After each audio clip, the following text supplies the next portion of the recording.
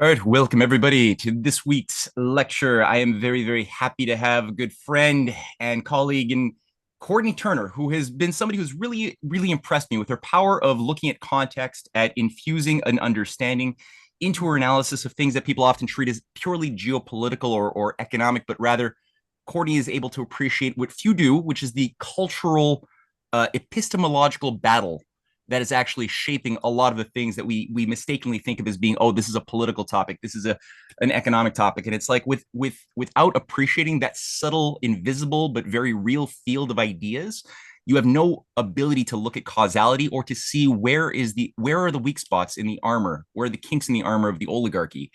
And they are there. But myself, little word of subjectivity here.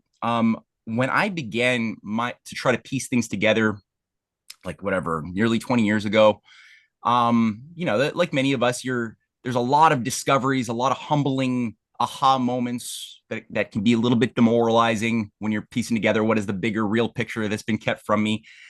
And it was a pretty big bell curve, but I thought the bell curve peaked long before it did. And I felt, in pulling together as much research and trying to figure things out as I could get my hands on.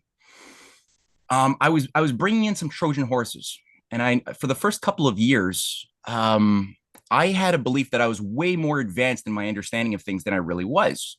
And I remember for a period really thinking that I was an original thinker. And I knew that just by that the oligarchy is afraid, what they're really afraid of is me feeling good.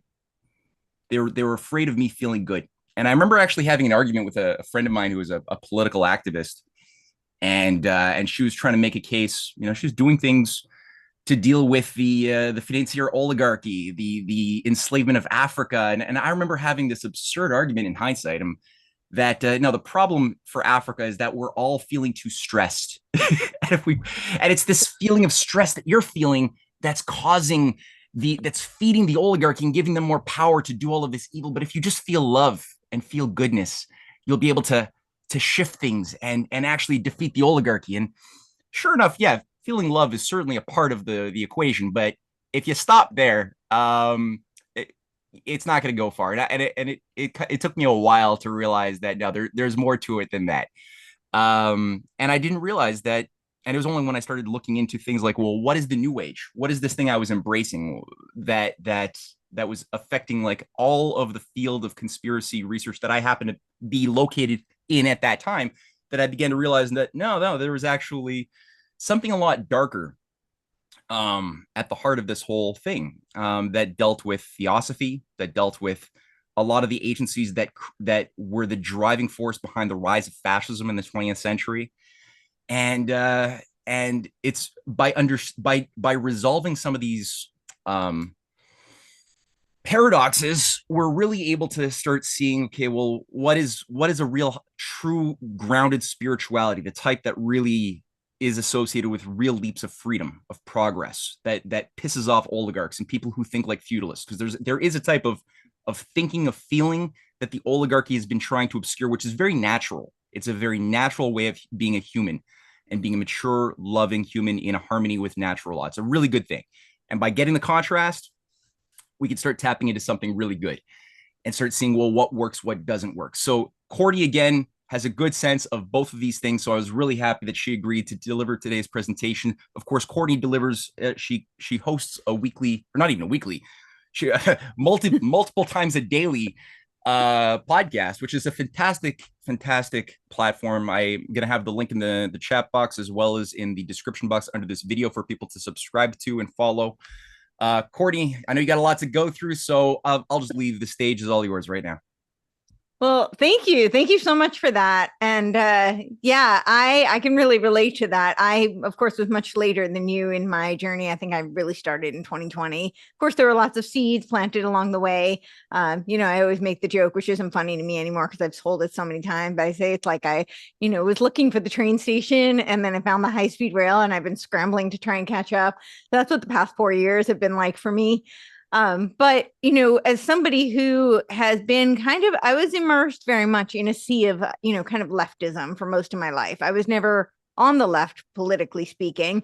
But I was immersed in it. And then through my, the various fields that I was in the entertainment industry. I was in the circus world. They were not only a sea of leftists, but a lot of what you would call like new age thought, all the yogis and the love and light people.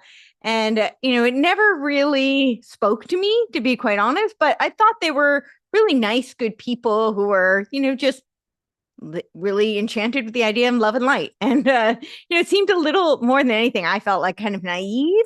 But I didn't necessarily understand that this could be like a driving force that was pushing us towards a new world order, which is really what I see now. And most of what has taken me down this rabbit hole of, as you brought up Theosophy, it is Theosophy, but they keep rebranding it. And now they call themselves New Thought Leaders, which is really essentially a rebranding of Theosophy, only with more of a focus on mentalism. So it's this idea, takes Descartes to the extreme. I think, therefore I am. And they have this idea that essentially they think and therefore they create, and they become gods through that. So this is... the idea of Theosophy is it literally translates to, the divine wisdom. And they believe that through theurgy, which is the divine work, that they can become God. So this whole concept is very Gnostic. I'll just preface all of this by saying this is not, for me to give I am far from a biblical scholar. It's not for me to tell people what to believe and what worldview to subscribe to. However, I do want to provide information so the people who might be being deceived will have the information with which to perhaps be better discerners. Because I think that's the intention of a lot of this, is to deceive. It's couched in words that are very, like love and light. Who doesn't like love and light? So this idea of Theosophy really seems to be what they're pushing for the future. And you can see this when I started diving into the UN plans, and you look at the UN, they have this vision of the future, and it's the AI World Society. So they keep talking about the centennial of the UN, which was 1945. So of course this will be in 2045. And this kind of the theosophical thought you're going to see right away when you start looking through this book. First of all, it's called Remaking the World, the Age of Global Enlightenment. This is in partnership with Boston Global Forum, which was written. It was a book that was written by Michael Dukakis, who is the former governor of Massachusetts. And they teamed up to write this book called Remaking the World, the Age of Global Enlightenment. And just in that title sounds like a nod to, the Theosophical movement, the Enlightened One. And when you look at this website, they have that you can go and get this book, but and it's free to anybody. You just go and you have to give an email. If you want to make up another email to do it, to get your copy, you can do that.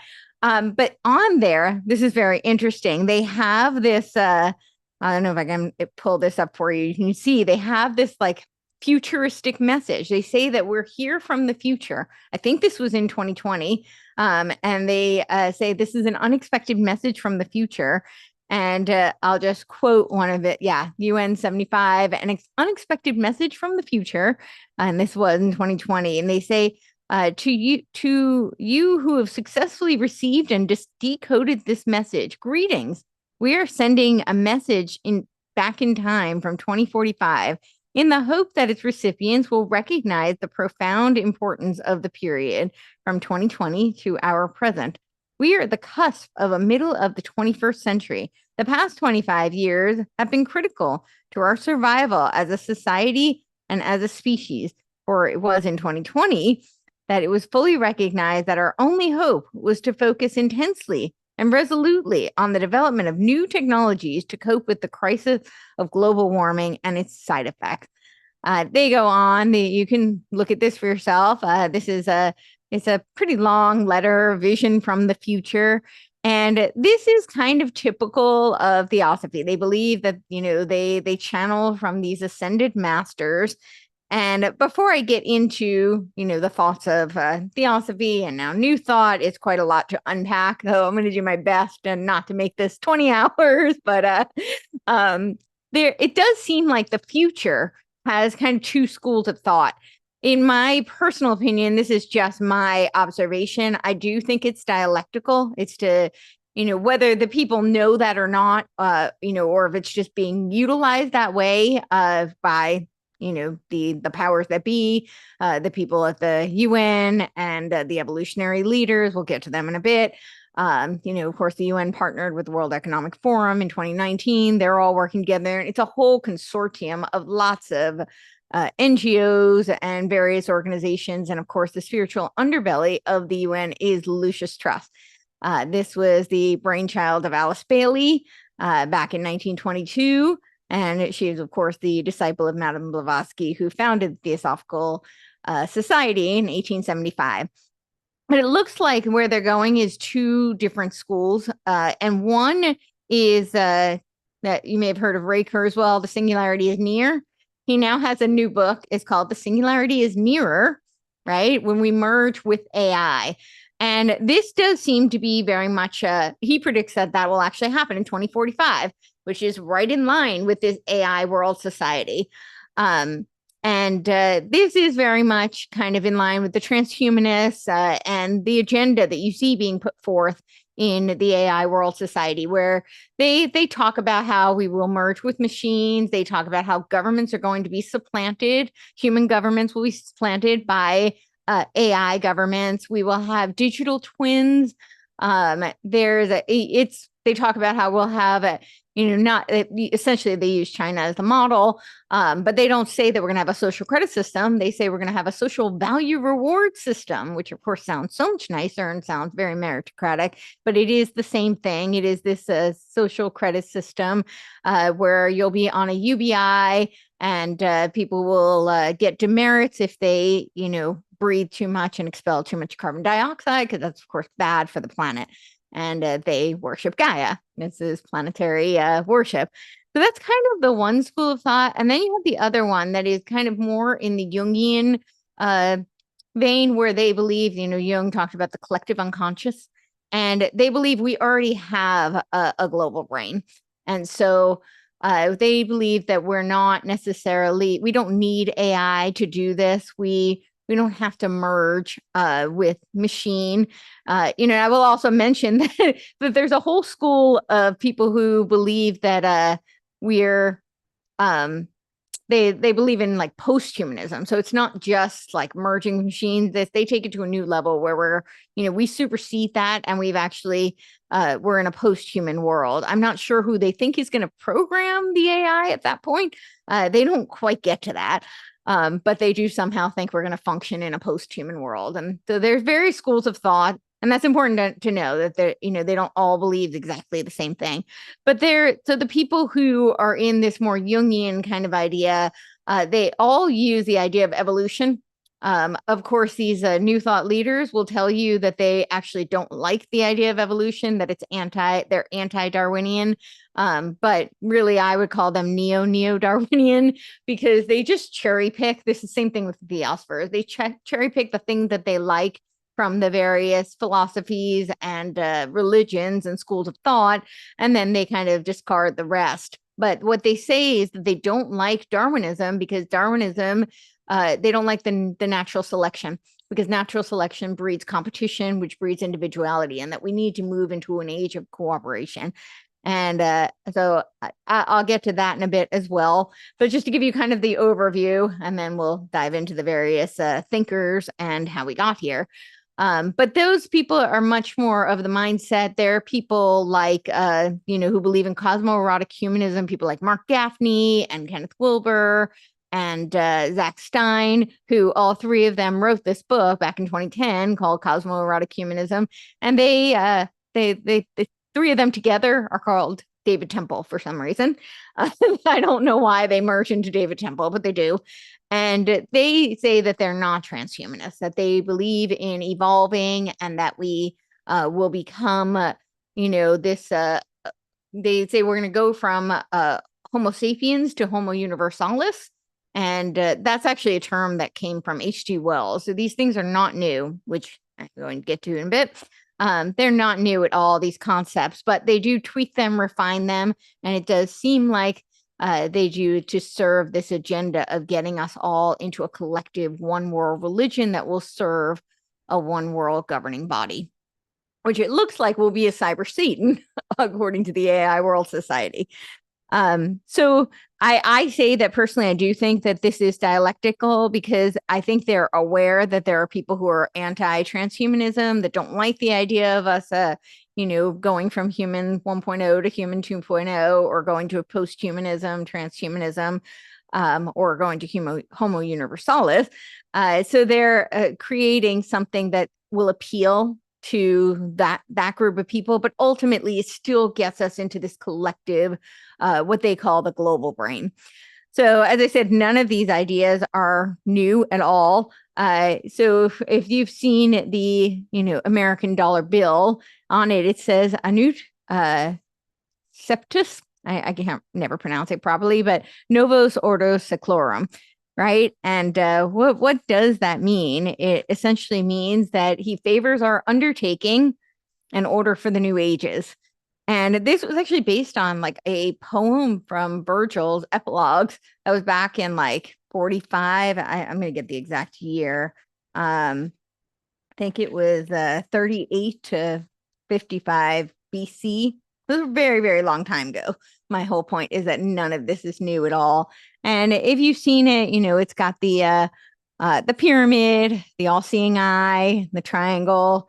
And so this is kind of this concept of the new age, the new world order, has been around since at least millennia. And then this idea that they believe that they channel these ascended masters. So one of the things that was kind of, an alarm to me is I kept seeing a lot of what looks like this agitprop, but you've been seeing it in the media for a long time, where they talk about Christ consciousness. And I think a lot of Christians, were thinking, oh, they're speaking my language. And you've seen this on Oprah. She's brought on tons of these new thought leaders, tons of these theosophers. Goodwin distinguishes between the theosophists and theosophers. I think theosophers just kind of like the lowercase t that encompasses, because some people call them neo-theosophists. They just keep rebranding. So it's just the similar idea. But they believe in that they're psychic, and they channel these ascended masters. And when they talk about Christ consciousness, they're not talking about Jesus Christ. They're talking about the ascended master, the world teacher, Christ. And they think he's no different than, Buddha, Krishna, Lord Maitreya. And they talk about, summoning him. I did a whole video on World Invocation Day, where they talk about summoning the Christ. And he is the Lord Maitreya, so that you can go check that out. But it essentially looks like they're summoning the Antichrist. So they channel these ascended masters, and as we went through the AI World Society, they channel this. There's a letter from 2045 where they're channeling this ascended master and the message from the future. In 1999, occultist Steve and Barbara Rother of Espavo began presenting live channeling sessions at the UN meetings. So the UN staff was hearing messages from supposed angels known as the group. They just referred to them as the group. And Espavo is an organization dedicated to spreading the light, and its name allegedly translates to "thank you for taking your power," and it refers to a secret work of global esoteric enlightenment. So this is a common theme that, the light from within, the Christ within. They will tell you that they're a pantheistic religion. This is one of their retorts when I've heard them, like on Oprah, they talk about this. Oprah has really popularized a lot of these people. But they'll say, I know a lot of Christians will say we're pantheistic. We're not pantheistic, we're panentheistic. And what they mean by that is they believe that God is in every single person. And essentially, that's why they can become God. So this is a very Gnostic worldview. And I can read some quotes from some of these new thought leaders and theosophy people that will confirm this. So we have people like, let's see, Robert Mueller, who he says that he actually channeled the Ascended Master Dwal Kul, who is the same Ascended Master, as remember I talked about Alice Bailey, who created Lucis Trust back in 1922. It was started out as Lucifer Publishing. That was a little bit too on the nose. They changed it. They changed the name of it. And she was the disciple of Alice Bailey. And she talks about how when she was in church, she was actually raised an Orthodox Christian, which is kind of interesting. A lot of these people were. Madame Blavatsky was, Alice Bailey was. And when she was in church as a little girl, she said that she had this teacher come to her and tell her that she could accomplish so much in the world if she wasn't constrained by this very rigid religious and cultural system. And so that her mission was going to be to carry out the vision of the Masons, which was to execute a one world religion. And interestingly enough, she married Foster Bailey, who was a 33rd degree Mason, and she herself became a co-Freemason. So that was also very interesting. There's a lot of crossover with the feminist movement, the Fabian Socialists, and the Theosophical Society. And most of the time, Masonry did not allow women, but there were a few exceptions. And Annie Besant, who was also part of Theosophical Society, Madame Blavatsky, and Alice Bailey were all co-Freemasons. And so he told her that she would be executing this vision of the Masons, which was to bring about a one world religion. And when you look at the Lucis Trust, and the 24 books that Dwal Kul, her ascended master, helped her channel and then write, it certainly looks that way. And then Robert Mueller was very inspired by Alice Bailey. Robert Mueller was, he created the World Core curriculum. He worked for the Assistant Secretary General to the UN. He worked for the UN for 38 years. And he says that this World Core curriculum was very, very influential in the education system. In the United States, it's called Common Core. Charlotte is a beat. I have her book over here. She wrote The Deliberate Dumbing Down of America. And she calls it Communist Core, which I think is very accurate. But he said that he was very inspired by Alice Bailey and the Ascended Master, Dwal Kul. And he says how he won the UNESCO Prize for Peace Education in 1989 for his World Core curriculum. He was one of the first to be awarded a global citizen, and that's a term we keep hearing a lot from the UN and from these other globalists, and a lot in education. And this whole movement has been very influential in education, not just through Robert Mueller, but also later we'll get to like the Fetzer Institute. They created Cassell, which is called social emotional learning. And so the underlying philosophy, which the Robert Mueller School is based, will be found in the teachings set forth by the books of Alice Bailey, by the Tibetan teacher Dwal Kul. Then, like Robert Mueller, Neil Donald Walsh praises Theosophy. He says that the spiritual politics of popularization of Alice Bailey's teaching is one of the most important books to appear in the marketplace of ideas in a very long time. He is also an evolutionary leader, and I'll pull up that site later, but that I highly recommend you guys go and look at that. There's way too many names for me to even begin to go through it all. That would take hours, but they're not fringe people. It's people like Deepak Chopra. We'll get to her in a bit, but Barbara Marx Hubbard was in it. Marianne Williamson, Bruce Lipton. These are very, very well-known names, and they're very influential in the media, in these NGOs like the UN. A lot of them have received huge funding from organizations like the Bill and Melinda Gates Foundation, the Rockefeller Foundation. Also worth noting that the UN has been their buildings, even just to set up, were donated by the Rockefellers. The Rockefellers have been very instrumental in funding this whole theosophical movement. So we have, then they also extol the Waldorf school. Their founder was Rudolf Steiner. And he was the German theosopher who parted ways, and he created the Anthroposophical Society. So this is also worth noting. There's a lot of these schisms within this, the Theosophical, the New Age, and then the New Thought movement. And most of them, they may have nuanced differences, but ultimately they all subscribe to this Gnostic worldview where it's really just this inversion of, I was talking about the theurgy, right? The divine work. So they believe through gnosis that they can become gods. And I'm going to find these quotes for you because they really do believe that they are gods. So here they say, Barbara Marx Hubbard says that there is no death. We are immortal. We're not bound by the limits of the body. We can create new life forms and new worlds. We are gods. Neil Donald Walsh, who I was just talking about, the evolutionary leader, says, trust God. Or if you wish, trust yourself, for thou art God. And there is no death. Life goes on forever and ever. Life is, you simply change form. A lot of them believe in reincarnation. Alice Bailey, we are all gods, all the children of one father, as the latest of avatars, the Christ. And not Jesus Christ, they say the Christ has told us. Let's see who else. Oh, yeah. So they're essentially, parroting, if you're familiar with the Genesis story, the idea of the snake, that you will become as God, knowing good and evil.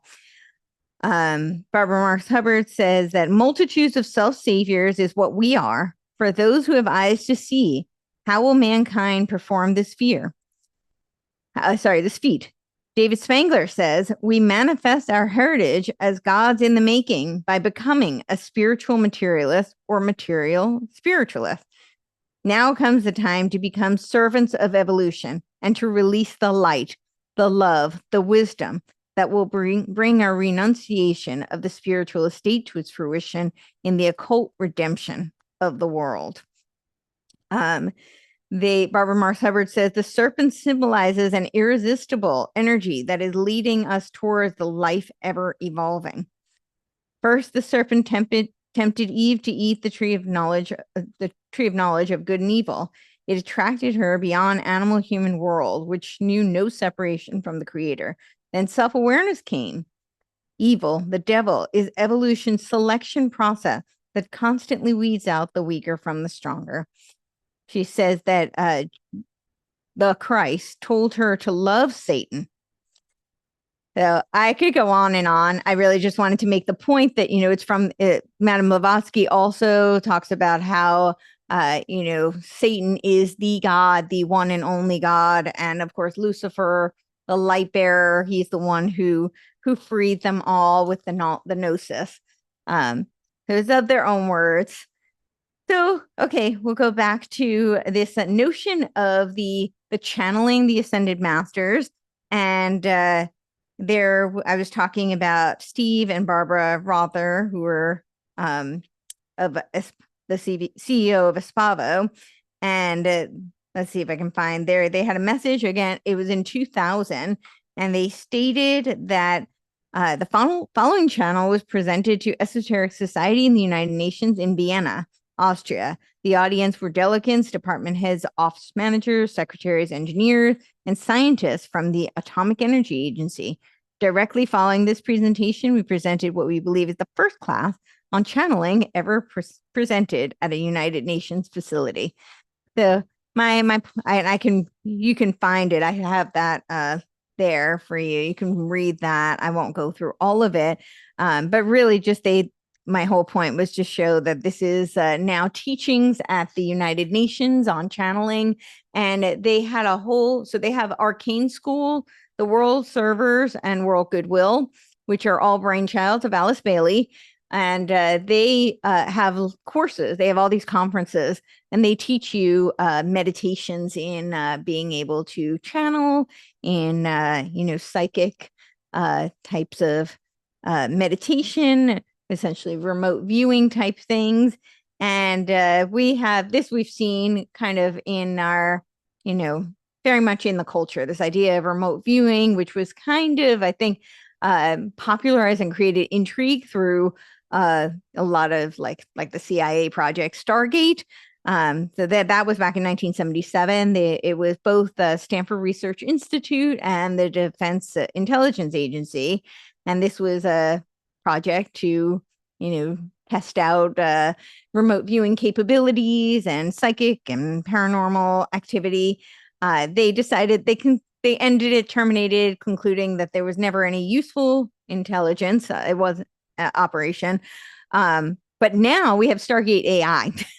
And Project Stargate AI is a collaboration between Microsoft and OpenAI to build a $100 billion supercomputer and data center that could power OpenAI models. The supercomputer's immense processing power is intended to accelerate AI research breakthroughs and their applications in various fields. It could also enable the creation of AIs that are far more capable than anything currently possible. This project is expected to be based in the US and could launch as soon as 2028. They think it's coming pretty soon. Some say this project could cost more than $115 billion and may rely on nuclear reactors. Stargate may also allow Microsoft OpenAI to use GPUs from companies other than NVIDIA, as well as an AI server chip that Microsoft recently launched. This concept of the like remote viewing was also, interestingly enough, Stargate was done in conjunction with the Stanford Research Institute. And as some of you may remember, the Changing Images of Man document, and there was a lot of discussion about remote viewing and Changing Images of Man. And Changing Images Man, they also did in 2000, Changing Images 2000, which was based on Changing Images of Man. And that was done by the Fetzer Institute. So there was also, one of the project directors of Changing Images of Man was Oliver W. Markley, and he did several experiments on remote viewing, mostly with teenagers, but he did several of those. So we have kind of a history of this trying to legitimize remote viewing. And now you're seeing this all over the media, this idea of psychics. And I think it's very much tied to like the UFO disclosure type stuff. And when you look at these, I was saying there's so many different branches of them. There's like the Edgar Cayce cult, which was a UFO remote viewing cult. And they very much they all influenced each other. So let's see where we go back from here. I kind of gave a little bit of an overview of a lot of people when they think of these ideas, they think of, the origins of Theosophy, which, as I mentioned, were 1875. It was Helena Blavatsky, Henry Alcott, and Judge, and they established this. It was in where was it? It was in New York City in 1875, but they ended up having branches in India. Later, there was Annie Besant and Ledbetter kind of split from. Then, of course, Rudolf Steiner, as I was mentioning, and he split off and started the Anthroposophical Society. And today they have many kind of offshoots. So the different names just that are associated previously with that they had that they were debating. Before they adopted the name, the Theosophical Society. And I thought this was really interesting. They debated adopting Egyptological Society, the Hermetic Society, and the Rosicrucian Society. And I thought that those were really interesting because that's a lot of what's influencing them. A lot of the ideas, they kind of, as I was saying, they cherry pick. So you see a lot of influences from like Eastern religions and philosophies like Taoism, Buddhism, Hinduism. Certainly a lot of incorporation of ancient mystery schools. So like from ancient Egypt, the concepts of Hermeticism and Rosicrucianism very much incorporated in Theosophy. All right, so then we go to, I personally started kind of, my trajectory into all of this. I was at the same time studying a lot of the roots of the education system, and especially in America, and how they exported the Prussian model of education. and essentially the dumbing down of America, which I think is really happening all over the world. And the whole idea of it is to breed out critical thinking and to kind of indoctrinate.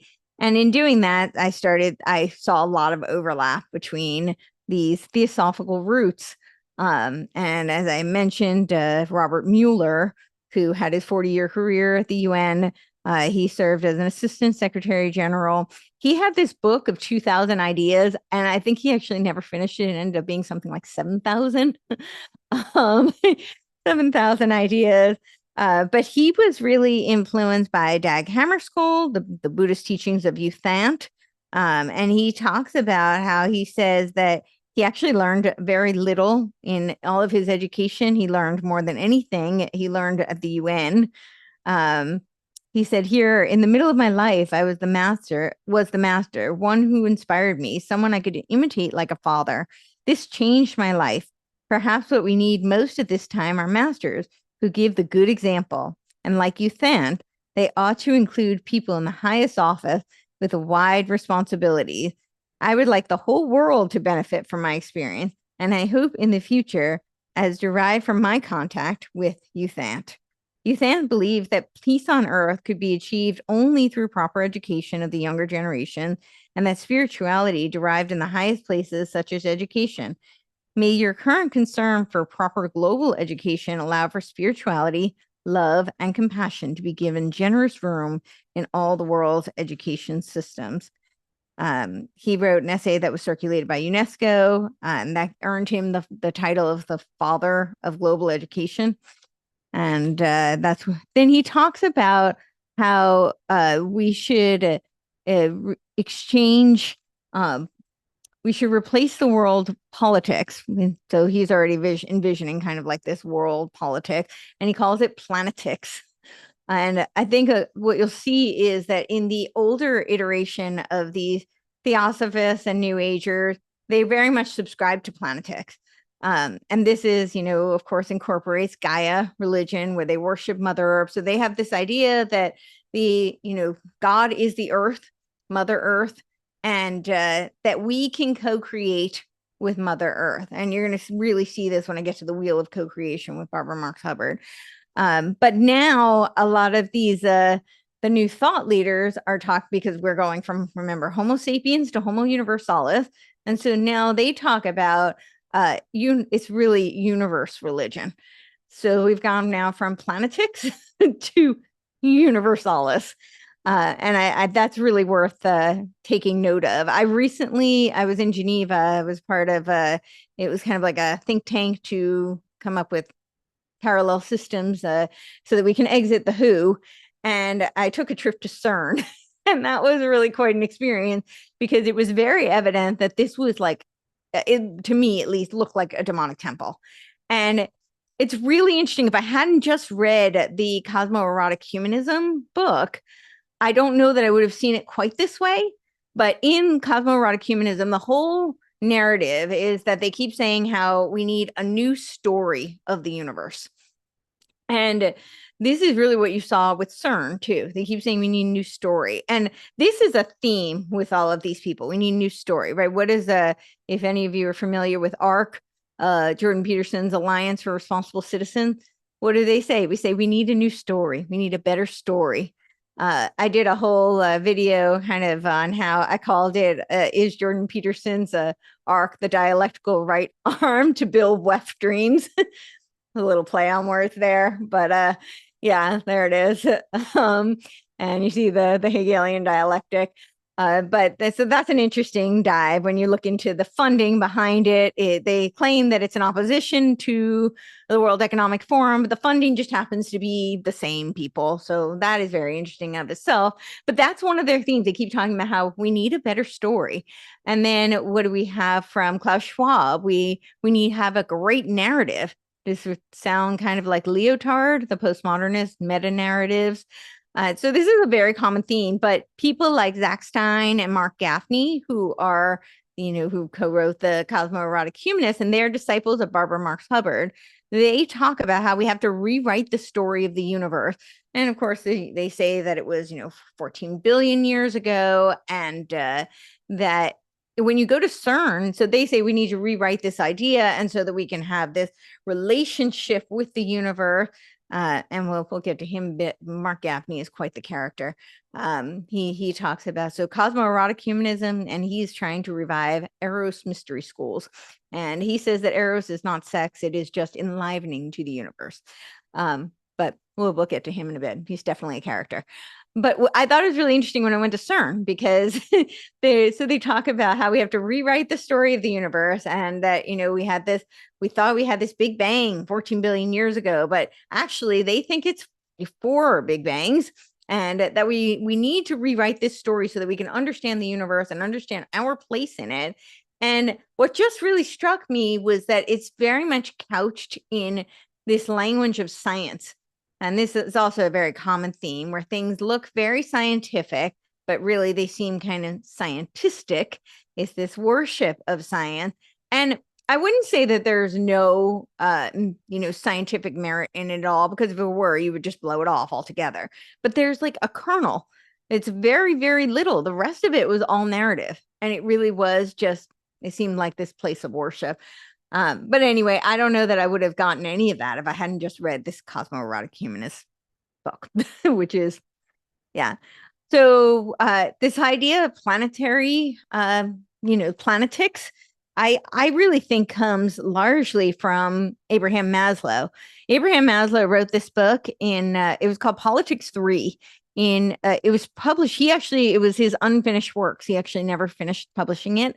It was kind of this idea of, a lot of people are familiar with his hierarchy of needs, and the person who reaches a self-actualization. Well, he then talked about from there, which a lot of people are much less familiar with, but his whole point in that was to talk about transcendence. And he created something called eupsychian management. Eupsychia is this idea that of having or aspiring towards a higher soul or mind. And he talked about eupsychian management. It was now I really do think, I'll just preface this by saying that I think Maslow was kind of an idealist. I think that a lot of people have taken his ideas and run with it, actually, in a way that really didn't please him at all. Like, he met Michael Murphy from the Esalen Institute, and he by chance, he and his wife were like on a road trip, and they were looking for a place to stay. They ended up stumbling in Big Sur, Esalen, and the woman at the desk was actually very rude initially, and then saw his name and said, "Oh my gosh, we're all reading your books. I have to call, the head here," and called over Michael Murphy. They ended up becoming very good friends, but he was very disappointed because he said, they weren't academic, they weren't intellectual. I think it was, I don't know if I got the person right, but I think it was Fritz Perl, who was actually the kind of one of the forerunners of the Gestalt psychology movement, who was sitting in the class and I must have been on something, and basically starts moving inappropriately with the woman sitting next to him. And he said that it was just, I don't think he used these words, but the way he described it, it was a lot of like drugs and orgies. And this was not at all, he was hoping this was going to be some sort of intellectual forum. And that's not at all what Esalen turned out to be. So he was disappointed that they were using his works in that way. He also said that, and he actually had these correspondence with Timothy Leary, who was talking about, his peak experiences. This was an idea from Maslow, peak experiences. And he talked about how, of course, these psychedelics would help people have these peak experiences. And Maslow very much turned that down, very much refuted that notion. He said peak experiences are not supposed to be, first of all, an ongoing thing. They're supposed to be very far and few between, and they're something that is earned. It's not, just you take a drug or pop a pill, that kind of thing. So I just want to preface by saying I don't know that he would have been happy with the direction, but I think he was also very naive because his ideas lend themselves beautifully to these people who want to create a new world order. And one of these documents, so it was Politics 3. And I just think it was interesting because right around the same time that Changing Images of Man was published. So Changing Images of Man, they first did, their first iteration was in 1972. And then they didn't publish the final one until 1984, but they did do their first iteration in 1972. And then, of course, later they did the Aquarian Conspiracy, which is Marilyn Ferguson. And that was the assistant secretary to Willis Harman. And Willis Harman was the project director for this document, Changing Images of Man, which was all about ushering in the age of Aquarius as the Aquarian Conspiracy. I just want to throw in one little thing here quickly, Courtney. Please. When I was just talking about my own new agey flakiness, figuring things out early on, it was Marilyn Ferguson's book that I had picked up before I had any ability to judge what she was doing is right or wrong. That was the very book that I studied that gave me the feeling that I have all of these keys now to penetrate the secrets and mysteries of humanity. But that was the book that really messed up my mind. Wow. Well, apparently they did this book because the Changing Images of Man document wasn't popularizing the ideas. And it was funny because I was recently at Constance Cumby's house and she wrote these two books. I spent 2 days there. Her library, I think she literally has like 80,000 books in her library, but she wrote the Hidden Dangers of the Rainbow and then A Planned Deception. It was she was kind of the whistleblower on the New Age movement, one of the first really to blow the whistle on it. But she said she met Marilyn Ferguson, and she said she's very nice. She said all of these people were very nice. But I was telling her that all the things that I've read have said that that Willis Harman used her kind of as a cover to put out these ideas to popularize them. But she said, she's very much a real person and very much subscribed to these ideas. So, which I'm sure she did, but I thought that was interesting. And so during that same time, Maslow's document Politics 3, he had already passed, but Bertha, his wife, had brought them to Willis Harman because they had discussed the ideas so that he could publish them. And Politics 3 is all about holistic politics. It's really this idea, essentially, of there being a centralized governing body that would be run by eupsychia management. And so, essentially, it's these people who are so evolved.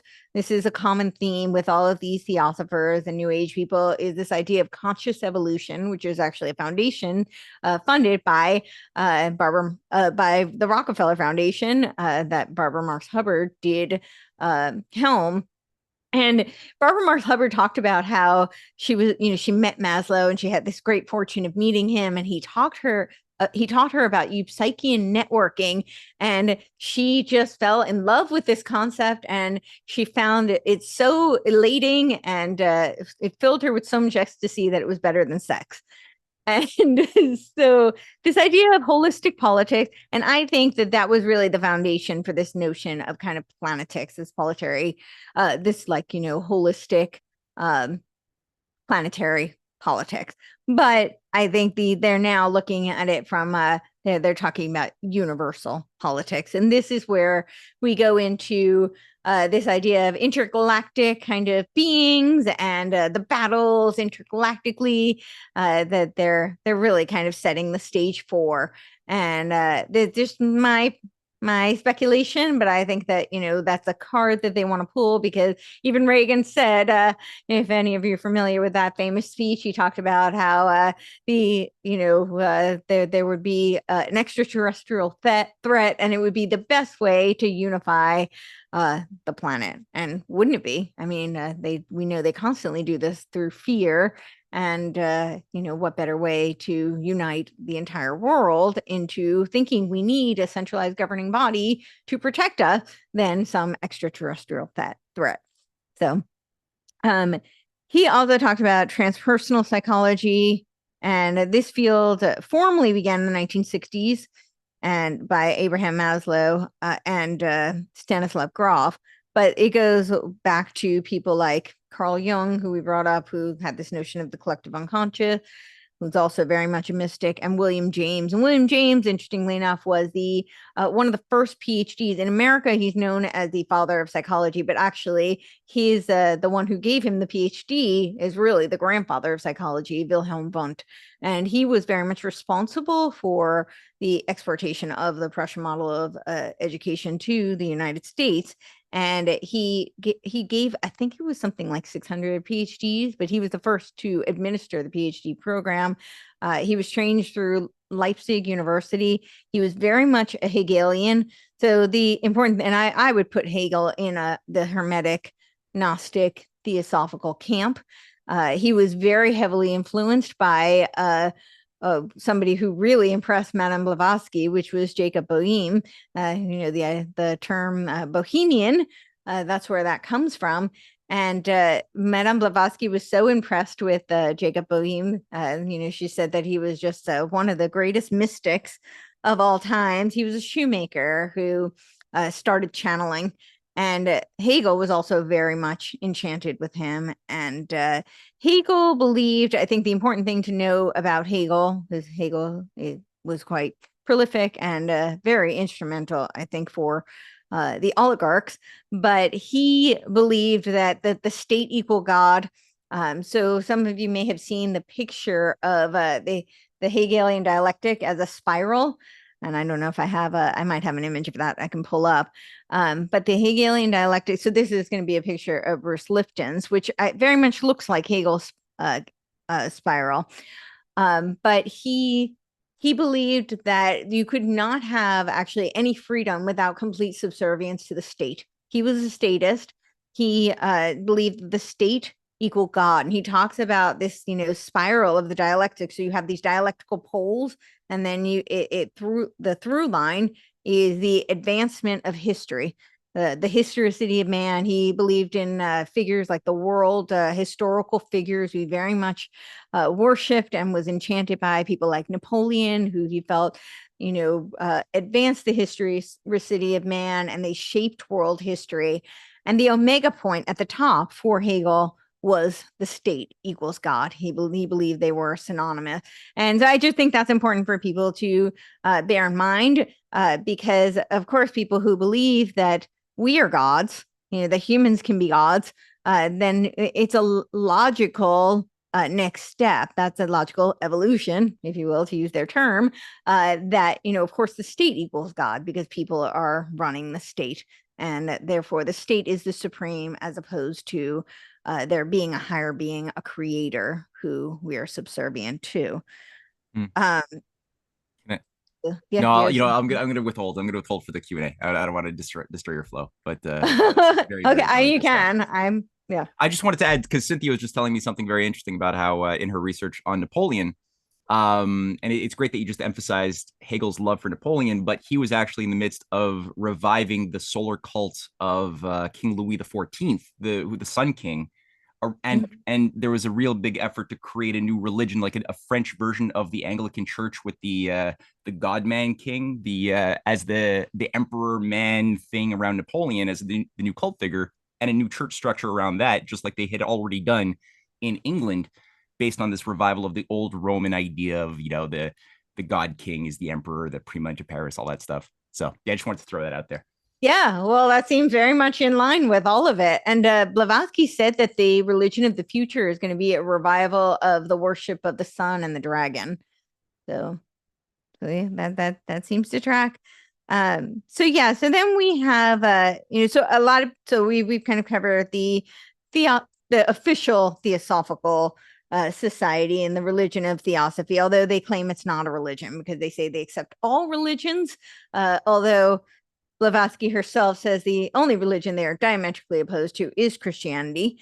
But they do accept all religions. She says that, she was very influenced by, certainly Western mysticism, esotericism, and but a lot of the Eastern religions. So, as I mentioned, like Taoism, Buddhism, Hinduism. But she also says she was very influenced by the Neoplatonists, particularly Ammonium Saccas, which what does that mean? It means the lead bearer, I think. But I've gotten a lot of pushback on that. I won't go into, I think that would be a whole segment in itself, but I think it's very clear that the Neoplatonists were kind of the genesis, a lot of theosophical roots there. But she herself says that. She says that. And when you look at the Theosophical Society of America, they say you should go to they say they do talk about Ammonius Saccas, and then they say go to Theosophy Wiki, which outlines all of the Neoplatonists and how that was the inspiration for the Theosophical movement. So when we get to some of the New Age cults, we have names like Barbara Marx Hubbard, who I mentioned, Mark Gaffney, so let's start with Mark Gaffney. So I was talking about how he is literally trying to revive the mystery schools, and he has his Eros Mystery School. Now, Mark Gaffney is an interesting character. He's been accused of pedophilia and molestation of underage girls, and you can watch his show. He did an episode with Dr. Phil, and his vindication of this accusation, the allegations that were made against him, was that she was 13 going on 30. And I have my opinions on that. That's kind of just what somebody who people make that kind of an allegation would say, in my opinion. But he is the co-author of this Cosmoerotic Humans, and he has his Eros Mystery School, which, as you saw on the screen, if you saw Aubrey Marcus, who I think is totally a psyop, involved in advancing all of this, is working on cross promotion with him. And he calls it the Eros Mystery School, but he says that we really need to harken back to the ancient mysteries and we need to revive them. And I think I mentioned this already, but he says not to confuse Eros with sex, even though that's what it means. He says this is about enlivening to the universe. In my opinion, it sounds like a nod to Eros and Civilization, which was a philosophical inquiry into Freud, right? Freud also wrote Eros and Thanatos, which was all about the juxtaposition of the life force and the death force, and those are the driving forces of humanity. The Eros and Civilization, of course, was Herbert Marcuse. He was very famous for the repressive tolerance document in 1957, where he literally said, repressive tolerance means that we accept everything from the left and we reject everything from the right. And in his Eros and Civilization, he proposes a non-repressive society, attempts a synthesis of Karl Marx and Sigmund Freud, exploring the potential of a collective memory. So this is, again, this collective conscious type concept to be the source of disobedience and revolt, and the point a way to an alternative future. I think that this is kind of a nod to, of course, the Freud Civilization and its Discontents, which was 1930. And then he actually did an update to that in 1966, which had a political preface. I think that's worth noting. It seems like all of these people are very interested in political rule, control. Really, all of them seem to want to have a one world government, centralized governing body. And Alice Bailey had a 9-step plan to that. It was in her Externalization of the Hierarchy. And you can find that actually right on the Lucis Trust website. And Lucis Trust on their website actually says they are a consultancy to the UN. So this is not some like fringe kind of, offshoot movement. This is directly working with the UN, who unfortunately seems to have way too much power over our lives. So yeah, you can go on their website. I highly recommend you go scroll around. It's really interesting if you start going to the Wayback Machine and you start looking at the Lucis Trust site on the Wayback Machine. You'll see they have direct links to, they actually even still do now, but they're just not quite as transparent. But they have a whole Aquarian Age community link from the UN website to the Aquarian conspiracy community page. And because that's really what this is all about, ushering in the age of Aquarius, which is, of course, all about the collective. this idea of individualism and the industrial age we need to move out of, and we need to move forward into this collective conscious evolutionary age is what they're saying. So Barbara Marx Hubbard talks about how we can co-create.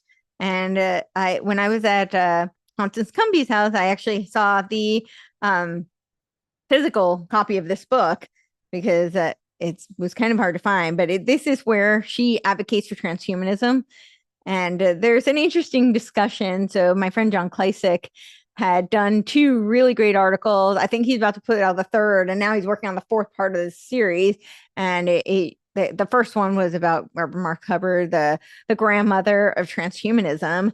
And so he actually did this really interesting. He has a lot of patience with a whole group of transpersonal psychologists who were working with the UN and who really loved Barbara Marx Hubbard, and they didn't believe that what he was saying was true about her being a transhumanist. But in this book of co-creation, the book of co-creation, an evolutionary interpretation of the New Testament, part 3, the Revelation, alternative to Armageddon. And in that, she actually says that Christ is transhuman. The first natural Christ is transhuman, superhuman. He is born by conscious conception. He knows from time of conception that he is conscious co-creator with his Father God. He never loses his God-centered. His connection is never corrupted, never broken. Hence, he never suffers the original sin, the illusion of separation from the Creator. Hence, his body does not die. It does not need to be resurrected, for it was never decaying. So she's, inserts this idea of transhumanism. And we can see that with so much of her work. I probably have a link to Heart Math. So Heart Math was funded by, who is it? Harry, I'm blanking his name, but he is an evolutionary leader. And so when we get to that side, I'm probably find his name. But it was also created by the Fetzer Institute. And the same people who did the social emotional learning. Fetzer Institute is very interesting. We're going to get to them in just a second. But the Heart Math Institute, which is the brainchild of Barbara Marx Hubbard, talks about the Global Coherence Initiative. And this is where, if you're not so much a fan of this idea of having a global brain or the collective conscious, and you like your freedom of consciousness, which is really what I think is at stake here, is this idea of freedom of consciousness. So I really personally believe that part of what makes humans is that we have free will, we have freedom of consciousness. And this is what I see they really want to erode. We all need to subscribe to this same shared view. And if you're not such a fan of that, don't worry. They have this technology that will work with, it's called Global Coherence. And this is all about your heart resonance. So, again, they take elements of science. We do know that the heart has a magnetic field. I believe they've determined up to 12 feet, which is quite impressive. So when, people say that someone's magnetic, some people actually are more magnetic than others.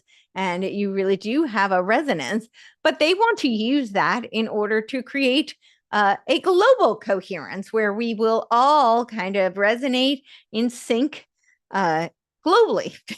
And I'm a big fan of humanity, their foibles and all, but I don't really want to resonate with every single creature, human, on planet Earth. I want them to have their own resonance that makes them uniquely beautiful with all their foibles. So, but she founded the Foundation for Conscious Evolution. She has which was funded by the Rockefeller Foundation, and this Conscious Evolution has these familiar figures like Mark Gaffney, Christina Echid, who are evolutionary leaders. And she talks a lot about, this idea that we are co-creating. Mark Gaffney says that humans are going to become the saviors for God through co-creation. That we will save God. This is, again, it's just a very Gnostic idea that we are the gods. Somehow we are. You hear this from people like Yuval Noah Harari, right? Who I don't think he's quite as powerful as people like to make him out to be. I think he's more of a messenger, but he does, you know, relay these messages. And he says that, we are going to become gods, that we will supersede the biblical God, because the biblical God can only create organic life, and we will be able to create inorganic life. And he talks about that. He talks about how, in the days of Noah, there was the great flood. And he says he thinks there will be something very similar, that, most of humanity will not fare so well like they did not in those days. However, very fortunately for these scientific elite, there will be a scientific arc, and that they will be able to have potentially immortality through this. This is essentially hearkening to the idea of transhumanism. So again, I'm just pointing out that these ideas they're not fringe. These are very much in the forefront, in the mainstream. So she was, what does she say? That, all right, she has her book, The Evolutionary Testament of Co-Creation. And maybe now is a good time to bring up the wheel of co-creation. Let's see if I can find that picture.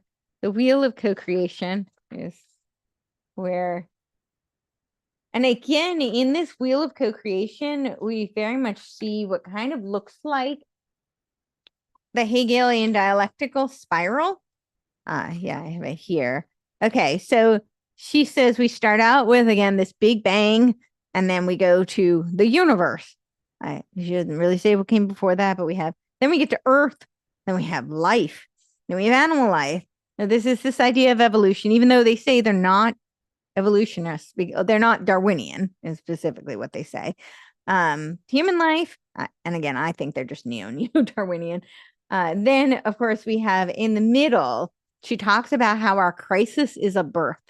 And this is kind of reminiscent to me as like never let a crisis go to waste.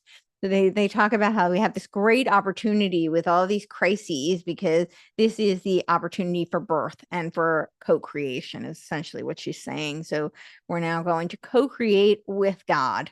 And that they don't just say that we have this opportunity. They say that this is our duty, because they say that otherwise humanity is going to go extinct, that we have to co-create to get to the next stage of evolution. And then if you look on here, you'll see there's these next stages. They talk about things like cosmocentric consciousness.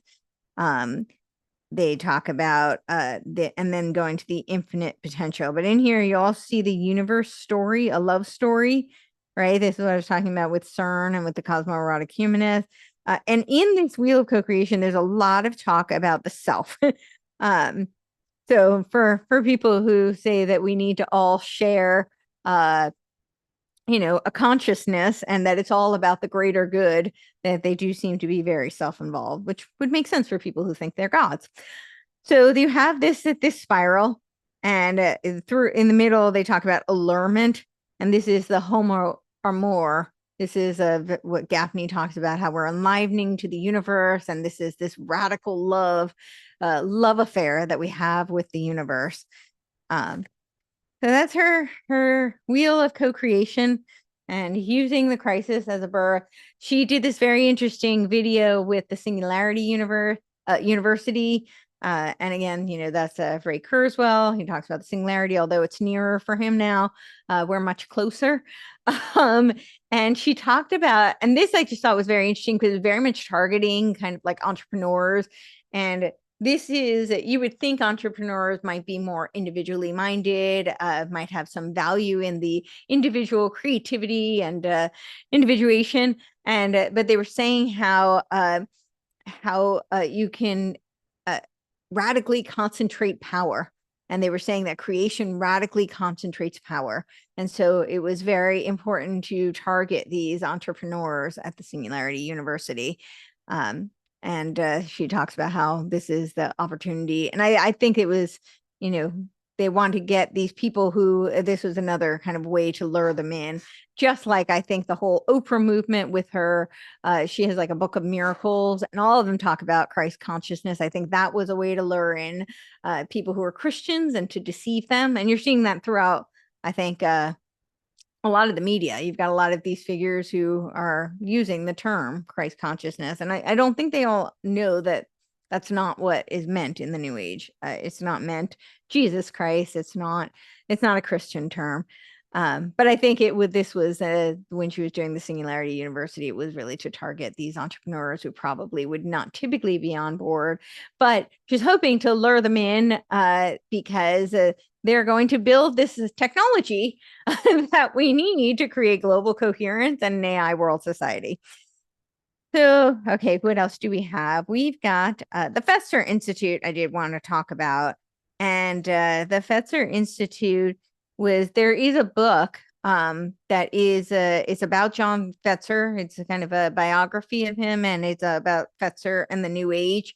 And I think the Fetzer Institute is really relevant because they're so involved in so many of these different facets, but definitely in education. And so they're really targeting the children. And so they talk about how he says that spiritual but not spiritual religions, the spiritual but not religious are called the nuns. And he said they're the target audience for indoctrination into the Theosophical cult. He calls it the accept anything religion. And I think it's also worth noting that there was the World Parliament of Religions. Robert Mueller was actually very involved in that as well. And that started in 1893. It was with the Chicago World's Fair. And then they had a whole revival in 1993. They really liked their centennials. This is this idea of bringing all the world's religions together. And I don't remember if it was the one in 2015 or 2018, but they even brought in like religious worship of ayahuasca. And we're definitely seeing that now, a lot of push for things like psychedelics. This is very reminiscent again of like Esalen, of Huxley. This idea that because most people who have either talked to somebody who's done psychedelics or have done them themselves, the pervasive sentiment that people talk about is this idea of everything being one. So Theosophy, this new thought movement, is very much a monistic worldview. They believe that, everything comes from the one, and our goal is to return to the one. And the psychedelics movement is a very helpful conduit for that belief system. And they really do want to, when he says the accept anything religion, I think it is because they want to bring everybody under this big umbrella, really, so that they can push them all into a shared worldview, a collective consciousness, whether, it be this collective consciousness that everybody believes through their conscious evolution or through the technology. My personal belief is that once they get the people who may be more opposed to the technology into the belief that they are part of this shared global brain already, that then they can use the technology to advance that. So I think it is kind of, two rings, same bird, two sides of the same coin.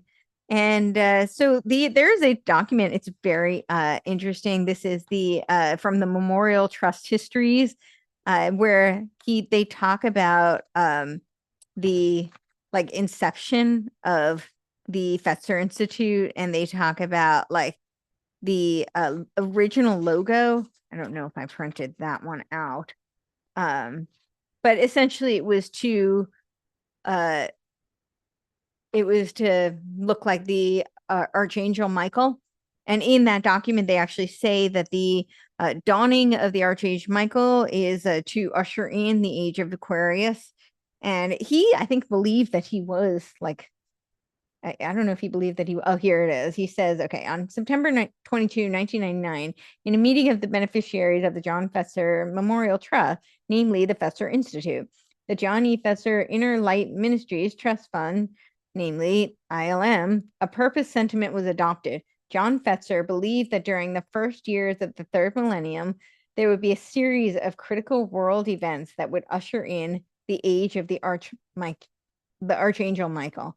Note, the Archangel Michael provided an important metaphysical context for the development of the John Fetzer Memorial Trust history. And he says that they specifically established this memorial and the ILM Trust for three reasons: to explore directly the esoteric purposes of what he described as the age of the Archangel Michael, freedom of spirit, to help create a spiritual bridge between the Fetzer Institute and the ILM, to serve as a backup to carry on the missions. And I don't know if I can find where he did say that the whole that it was to usher in the age of Aquarius. I know I have it on my Twitter. But then maybe we'll end with we'll show the evolutionary leaders website. That, do I have that? Yeah, there we go. So again, I'm not going to go through all of that just because there are so many. But you'll see there's people like Nina Hoffmeyer, very involved in education. There's Bruce Lipman. And actually, we can pull up Bruce Lipman, that little Hegelian, because this is kind of the sums up really their whole belief system. And that's the video. If anybody wants to watch it on YouTube, you can watch the whole thing. But right under it is that picture. And I'll pull that up.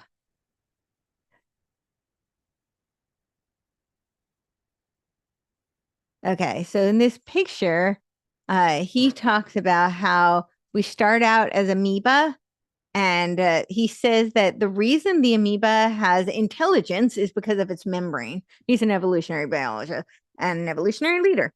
And he says that the amoeba has intelligence because it has this membrane, and that's where it collects all of its information and makes it intelligent. And then he goes on to say we evolve from there to the human. And he says humans are just, so intelligent because we are these complex multicellular organisms. And so therefore, our membrane has so much more surface area. And in this surface area, we collect so much more intelligence. And this is what makes us so intelligent. And he says, we are at a crossroads because we have this choice to co-create or we will die. And he says that the next stage of evolution for humanity, we get to choose this. So, here we are co-creating with God. We can choose to become a superorganism of humanity. And guess what he thinks that the membrane of this superorganism is going to be? He says it is going to be the internet. That sounds like the AI World Society. So then we are full circle. So I guess I'll leave it there, and we can open it up for questions. Yeah, that's a wild ride, Courtney. That was a wild Sorry. ride. Thank you. It's dizzying to like vicariously just get into the shoes of this thing. Which a lot of people, I guess, they don't do it. They don't take the exercise because in so many ways there's so many irrational absurdities that the normal mind just kind of like can't go there. But it's important to get into the mind of crazy a little bit and to just sort of like live it out because it's shaping so much of all of our history is so influenced by this thing, which shares certain common assumptions about the nature of life, the nature of good and evil, the nature of what do we do, purposefulness, as exactly what the early church fathers were battling against these different like Gnostic syncretic mystery cults, and what Plato was battling and what we've seen throughout all of history, right? There's this battle against this thing that has a certain common character. So thank you so much. Question, are you planning on writing a book? I have 2 book concepts right now. I'm struggling, but yeah, I am. Okay. The first one is actually, it's not really on this, but it's all kind of related. It's something you probably heard me talk about. I call it the compassion trap. So what I really see as kind of a really utilitarian force that, behind these dialectical movements is that they weaponize what I think is one of the best aspects of humanity, compassion. And there's really great research on weaponized empathy, but I really think this takes it a step further because, empathy is where like you don't have to experience something like sympathy in order to feel for somebody's experience, but you have some sort of, resonance with them on it. But then compassion is what compels them to actually take action. And this is where you get praxis. And praxis, I think, really wouldn't be effective. Praxis is this idea of, the doing, the activism. And you see this on like Tavistock actually on their website even has this all their like their whole Leicester conference is all about praxis, like how you can become a good praxite, essentially. And they say Gnostic Reticulus, we're recruiting you now. This is the Great Awakening, and by awakening, they don't mean awakening like people who are learning what's going on. They mean the enlightened one, the illuminated. But yeah, so I think that they weaponize compassion. They give you these false narratives, but that make people feel compelled to take action and ultimately actually end up hurting people. I think a really just to bring this into tangible terms for that I think a lot of people can resonate with are, during 2020 when they told you that if you didn't wear a mask, or if you saw your grandmother in the hospital, that you were a grandma killer. And if you really think about it, so it appeals to people's compassion. No one wants to be a grandma killer, right? No good person wants to be a grandma killer. But if you really think about it, is it compassionate? Is it kind to grandma to leave her dying alone? Is it, in her later years, you think what she would want most is to be surrounded by her loved ones. And what did this do? It alienates her. So that's just like one example, but you can go throughout history. And so anyway, that's the concept that I'm working on. Yeah, that's valuable. And it really ties in nicely. I like the Frankfurt School angle regarding it. And I didn't know about this term, Marcuse's repressive tolerance doctrine. It's there. Yeah, that's really it, right? It's this fascist rainbow of just accept everything except things that don't accept accepting everything, and those you have to kill and destroy. It's like, what? Yeah, exactly. All right, cool. So let's open up for some questions. Right. Kevin, I saw you got in there first. Hi, Courtney. Thanks for the talk. I'm sorry I missed the first 20 minutes. I have two questions. The first one is I'm a math teacher, or at least I work in education, and you're not the first one who mentions the Prussian model for education system. Do you have any books that you would suggest to for a first timer who would be interested in studying this topic? Yes, I've got a ton. So I would say, if I can find, here it is. One of the first ones I would say is Anthony Sutton's Order of Skull and Bones. It is the America's Secret Establishment, an introduction to the Order of Skull and Bones. It's kind of a compilation of several pamphlets, but the whole middle section is all about how the order controls education. And he does a really great job of outlining the Hegelian dialectic. And he talks about the left Hegelian, the right Hegelian. Of course, the right Hegelians were mostly the Prussian models, this very militaristic idea that this is when you think about how, like, in school, we have these very rigid time frames. The bell rings and then everybody has to get up. And, it's this idea of it's to breed mindless obedience, essentially. And that is actually how this model was born. It was after the Battle of Jena in 1807. They lost the battle, and they realized that they lost the battle because the soldiers rebelled, and they determined that the soldiers rebelled because they were critical thinkers, and they decided we can't have any more of that. And so that was kind of the inception of this Prussian model of education. But then, of course, the left Hegelians would be, I think, are probably more familiar to people like Marx and Engels, the progressives. But yeah, so that's a great book. He bases a lot of his work on this book. It's a tiny little book. I don't know if I have that in front of me, but it's called The Leipzig Connection. I think I did pull it up on the screen. And I don't know why only Leone's name on it, right now, but it was Class and Leone. It's a tiny, like 155-page book. But it talks about, like how Wilhelm Wundt came, the Americanization of Wundt, which is what Sutton calls it. And really, Wundt had this idea that humans had no soul, and therefore we could be like lab rats. And this is where you have this. He actually trained Skinners. This is where you get kind of like the Skinnerian model. And so they're treating humans like rablats. He was the first to call himself a behavioral psychologist. And he had he had a department at Leipzig University, and then he trained several PhD students. He had no formal education himself, but he coined, the PhD program, which I think is kind of the pinnacle of indoctrination. It was also Charlotte Iserbyt, the deliberate dumbing down of America, and she actually gave her father and her grandfather were both members of Skull and Bones, and she had been in touch with Sutton largely for his work on the Cold War, and we know that they have a lot of actually ties to what we're working on right now with Theosophy. But there was like even a CIA document. It was called like the CIA hot tub diplomacy, Esalen's hot tub diplomacy. That's what it was called. And it was essentially like how they were gonna, create the world peace essentially through sex, drugs, and rock and roll. But it was done in conjunction with the Soviets.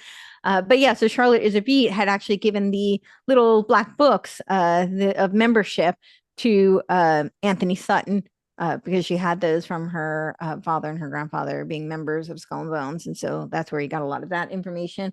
And then John Taylor Gatto, I would say, is another really great resource on all of this. Yeah, I don't know. I guess I could go on, but those are. Well, cool. Thanks. That's a lot of research to start with. Now, my other question was regarding the right Hegelian dialectic side. Jordan Peterson was a little bit in the background of this discussion, even in the chat. We came up a little bit, and it made me remember something about the time in 2018 or 2019 when I was starting to wake up, and I was following these guys, the intellectual dark web. I don't know if you heard of them. It was Jordan Peterson, the Weinstein brothers. There was a whole bunch of guys, Sam Harris, and there was a YouTube channel called Rebel Wisdom, which I used to watch because they were doing philosophical. Now I know New Agey analysis of what these guys were doing. And at one point, they introduced a guy called Ken Wilber. Do you know this name? Kenneth Wilber. Yeah, with his integral so theory. Now Ken Wilber, right? He has his 4 quadrants. And the spiral with the colors and the. Yep. So Ken Wilber, if you remember, I had mentioned that the 3 of them make David Temple. I don't know why. But this cosmoerotic humanism, I don't know if we get. So interestingly enough, this was produced by Office for the Future, Center for World Philosophy and Religion. They're all futurists, It's very easy to predict the future when you plan it. But it's called First Principles and First Values of Evolving Perennialism, 42 propositions on cosmoerotic humanism, post-tragic memories of the future. And David Temple is Kenneth Wilber, Zach Stein, and Mark Gaffney. Right. But yeah. Okay. So this guy is still relevant for, I guess, in today's new age stuff. Okay. Very much. And can you say a little bit more about this new arch thing of Jordan Peterson? It's this guy is so slimy to me now. I haven't watched your video that you made, so I'm gonna go and watch it. But can you say a little bit about the? Sure. Yeah, so I think it's interesting just to note, if you look at the graphic here, you'll see he's wearing this red and blue suit, and he kind of looks like Two-Face, right? He talks about how he was split in half when he had an addiction to benzodiazepines, and then he went to rehab in Russia. So I don't know, obviously, what happened there. But when he came back, he was barely functional. He couldn't walk. He said he had to learn how to talk again. I personally, and this is just pure speculation, I actually do think he was MK Ultra'd. I think they definitely have control over him. But he has an interesting history. When you look through, before he was catapulted to fame, he was writing white papers for the UN. Part of their sustainability. I don't remember the exact name of the document. But he then got catapulted to fame in around 2016 with Bill C-16, which was against the pronoun usage, right, in the vernacular. And that's just interesting to me in terms of the timeline, because that was right around the time when the Prosperity UK 2016 was formed. And that's really what I go through. I go through the financial ties in this document, because I can't prove intention. Obviously, I do personally see him bringing in a very I went to his recent We Wrestle with God tour, which I think he actually has the book out now, but at the time he didn't. And that's a really good gig if you can get it, where you can get paid like tens of thousands of dollars. I think it might be hundreds of thousands, but to do a promotion for a book that has not been written. But he was presented very much like a prophet, in my opinion, kind of a false prophet, but it like very much the worship kind of element was there. And it looks to me like he is ushering, and I know might not be a very popular sentiment, but I will just say it. It's just my opinion. But I think he's ushering in a very theosophical, mystified version of Christianity through orthodoxy with Jonathan Pageau. This is not to criticize Orthodox Christianity. That's not my intention at all. But when you look at kind of what they're doing with ARC, it's very vague, and they use the veneer of Christianity. They keep saying we need a new story, and they keep talking about things that very much appeal to the social concerns of the quote unquote right wing philosophy. But meanwhile, everything they're doing, when you actually watch some of these videos, are advancing the 17 Sustainable Goals agenda of the UN. So I think it is very much kind of a dialectical game. Yeah. I don't think that this is, a really combating the world. I have to comment on what you just said. Sorry, Kevin, we're gonna have to leave some space for other people. I'm sorry, but we can circle back to you though if we get through a few more questions in time. Then we'll jump back to your follow-ups. What do we got here? There's no, not Alyssa. Richard. Oh, okay. I want to bring in sort of a geopolitical aspect. So the multipolar world is forming, and they're very clear that they call it civilizational. In other words, they envision different civilizational cultures. And in the case of Russia, it's Russian Orthodox conservatism, family values, very, very strongly emphasized. And there's a huge upswing in church membership in Russia. And of course, China is China. So a lot of this WEF woke social engineering stuff going on, really, my question is it really, they talk about global, but do they really just mean the West? Like the United States in geopolitical terms talks about the international community, and what they mean is the West. Britain's, Australia, New Zealand, and Europe. So does that make any sense to you, that maybe what you've been talking about is in the context of the West, and they talk about global? I don't know. Does that make any sense to you? Yes, I think they're very much targeting the West. I think they're particularly targeting the United States. When you look at just even the roots and the definition of Theosophy, it is very much Western mysticism. They incorporate elements of Eastern mysticism, but as I had said, it looks to me like they cherry pick the pieces they like. I think anybody who truly subscribed to Taoism, Buddhism, Hinduism would actually be quite offended to, equate the two. I don't think they're synonymous. And And, they're mystified. And just like any kind of a mystification or occultism, you take elements and you have an exoteric veneer that obviously we're not privy to what the esoteric rituals or practices may be.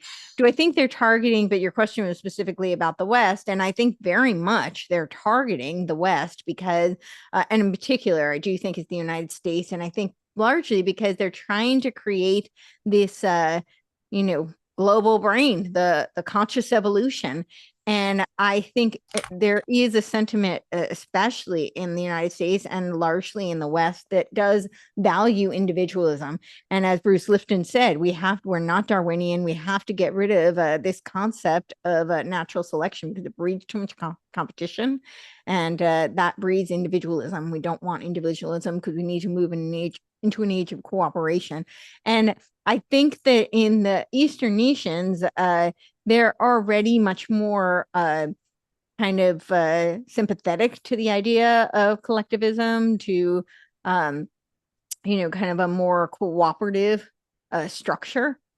And, yes, you pointed out things like, in Russia where there is, more of a return to traditional values.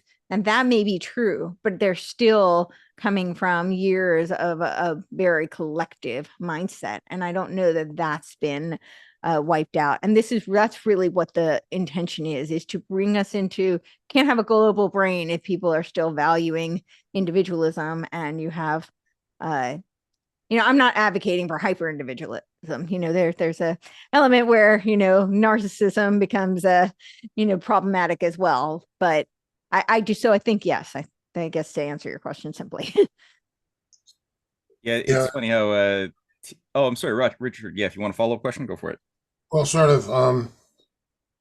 So I see it being a question of creating a distinct Western civilization within the context of multiple civilizations. And I think one of the reasons is to create a civilization that's so repugnant that it separates us from the rest of the world. I think a whole lot of the world looks at the United States as, a degenerate place going downhill quickly. And it sort of it helps the United States keep the West together as a cohesion, its empire. While the rest of the world is doing its thing. Well, I think a lot of the reason that the world looks to the United States as being repugnant, degenerate, has to do with a lot of these pernicious ideas that have very much permeated and taken a hold. It's not the, traditional ideas of America. It's these ideas of, what they now call the woke. But really, the woke stuff is just emanating from this new age, new thought, theosophical cult. So, which is not new at all, but yeah. Okay, thanks. Lisa. Oh, you're on mute. Everybody is by default on mute first, so you have to. Are Jesuits still around, or have they kind of died out? Oh no, I think they're very much around. But I think it's more, and probably as typically, kind of behind the scenes, right? I had mentioned Robert Mueller. He was very influenced by how do you say it? Atelier de Chahard. I never say his name well, but de Chardin. Yeah. Yeah, he says it beautifully. But yeah, he was a Jesuit, and he was a huge influence on Robert Mueller, who is I would say Robert Mueller is still very much a big influence on the UN today. So yeah, and that's just one example. I just don't think that they're as much in the forefront. So typically they tend to lurk in the shadows. But I'm also not one of those people who, I think everybody's looking for a target. Everybody wants a boogeyman. And I think it would be great if we could find one, because it would really simplify things. But unfortunately, I just think things were much more complicated.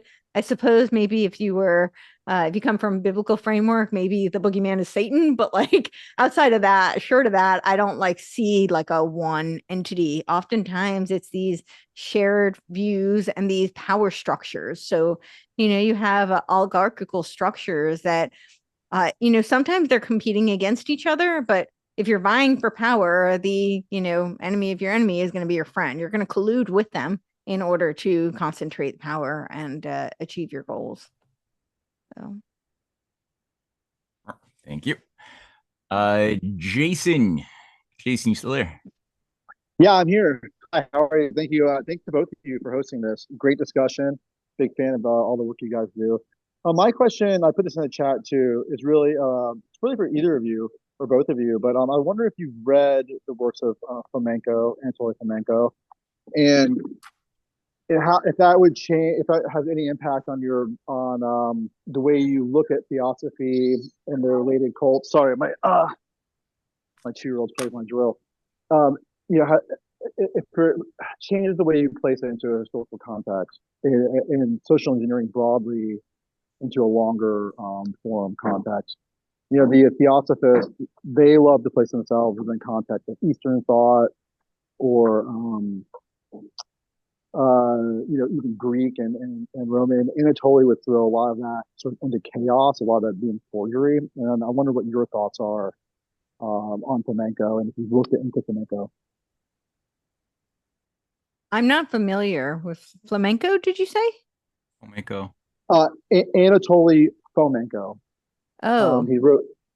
Are you familiar with him? He's a Russian mathematician who essentially wanted to make a science of chronology, and so he published a lot of books trying to properly date things.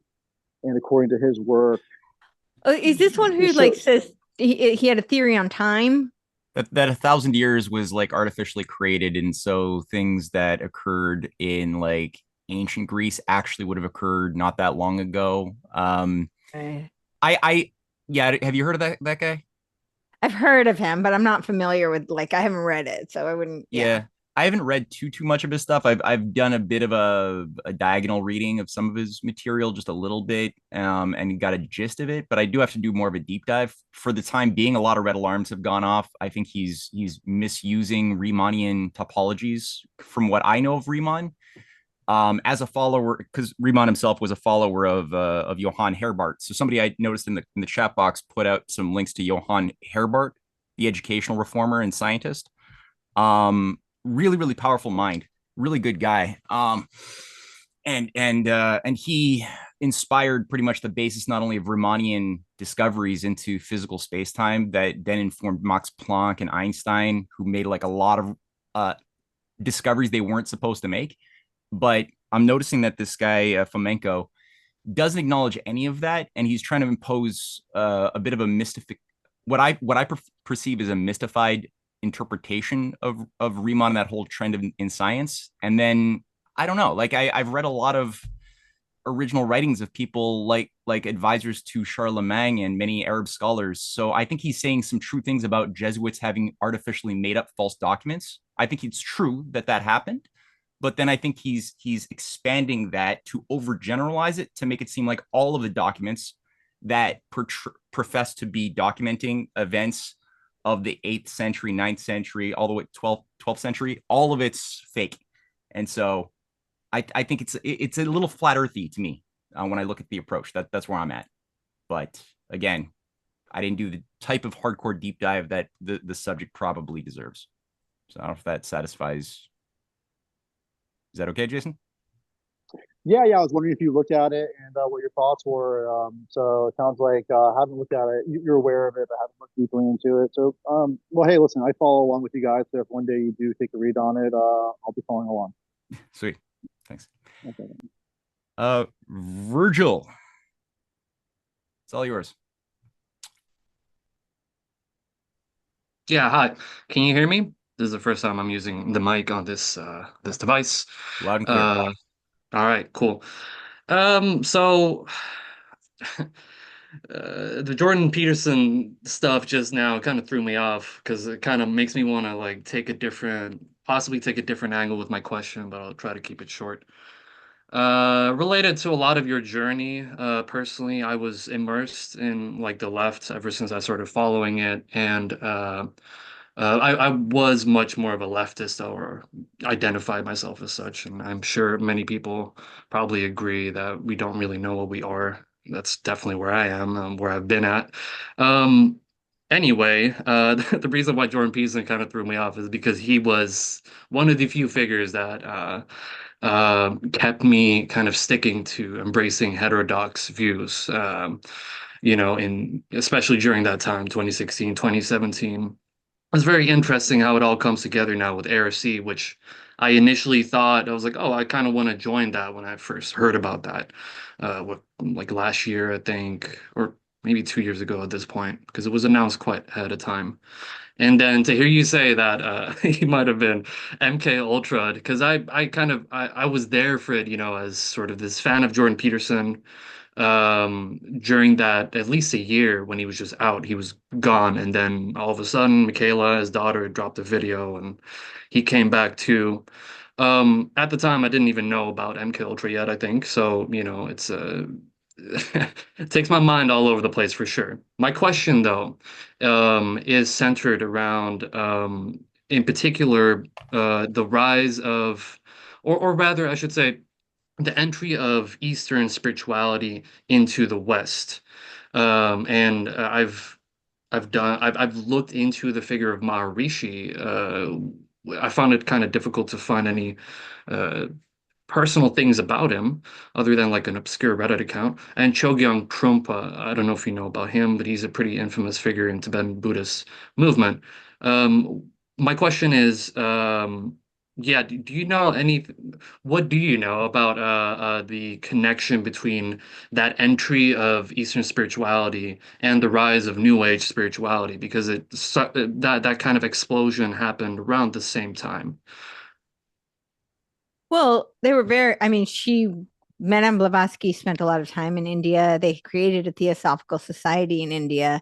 So they were very influenced by, and there's actually a whole, for the Agni Yoga series, which is like very instrumental in the Theosophical worldview because they say it's not a religion.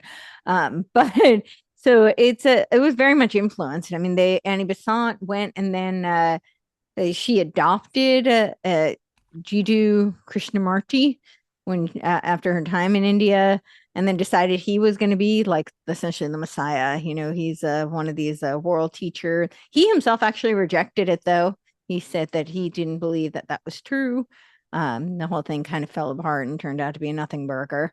But they were grooming him very much. So it's I don't know really exactly what your question is, but they take all these elements and you can go through, you can find on like the Lucius Trust website, they'll talk about things like, you know, like in the World Invocation Day, and they talk about Shambhala, which is above the Gozi Desert, and how these, ascended masters are going to come down.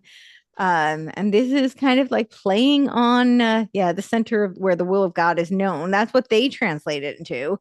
But this is drawing on Eastern religions, and then there's just the idea of course, like the Brahmin, the Atman, all of these Hindu and the Buddhist beliefs of things being all one, and the unifying connecting force.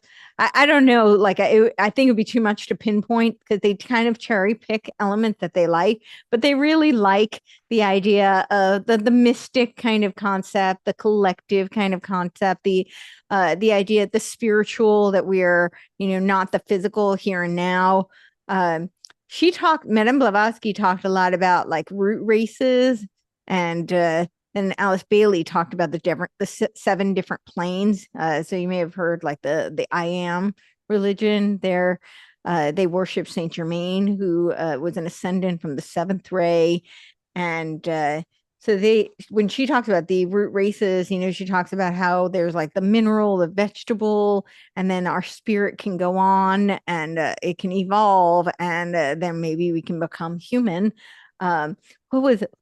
I'm blanking on which. I'm just reading this yesterday about how they believed it was. I think it was Ledbetter and Besant believed that they were like disciples of like these moon creatures, and they but because they somehow did good, that they evolved to become human. So the idea of reincarnation, they take it, they extrapolate it. It's not, the idea of reincarnation that is in these Eastern belief systems, but they take it to serve their own.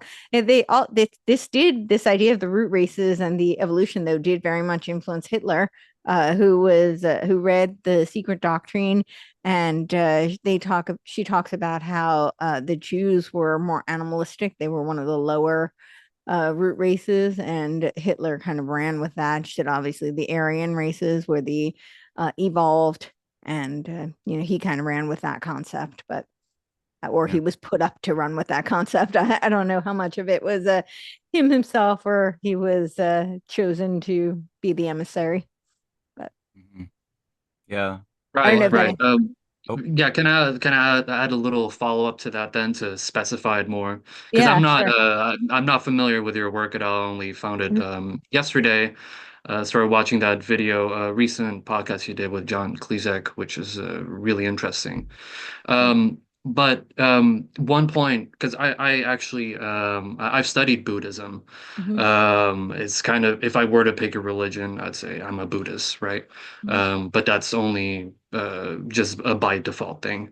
But one thing that really stood out to me, which is kind of absolutely confirmed what I already suspected all along, because the more I started understanding Buddhism and kind of deepened my true understanding of it, the more skeptical I found myself becoming toward New Age spirituality, which is kind of, it seems like I feel like most people would think that doesn't make sense.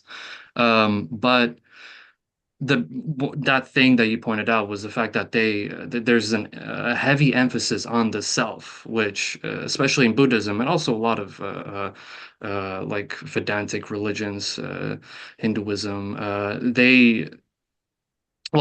more so Buddhism than the others, perhaps, explicitly don't exactly denounce the idea of a self, but they say the self is an illusion, basically. We're not going to go into what that means. Well, yeah, they very much they denounce kind of the tangible, right? They're yes, but not in a gnostic sense, I would say. Right. Never. It's kind of deliberately not in a gnostic sense. Perhaps it's even they were even actually posing the Gnostics at the time, but.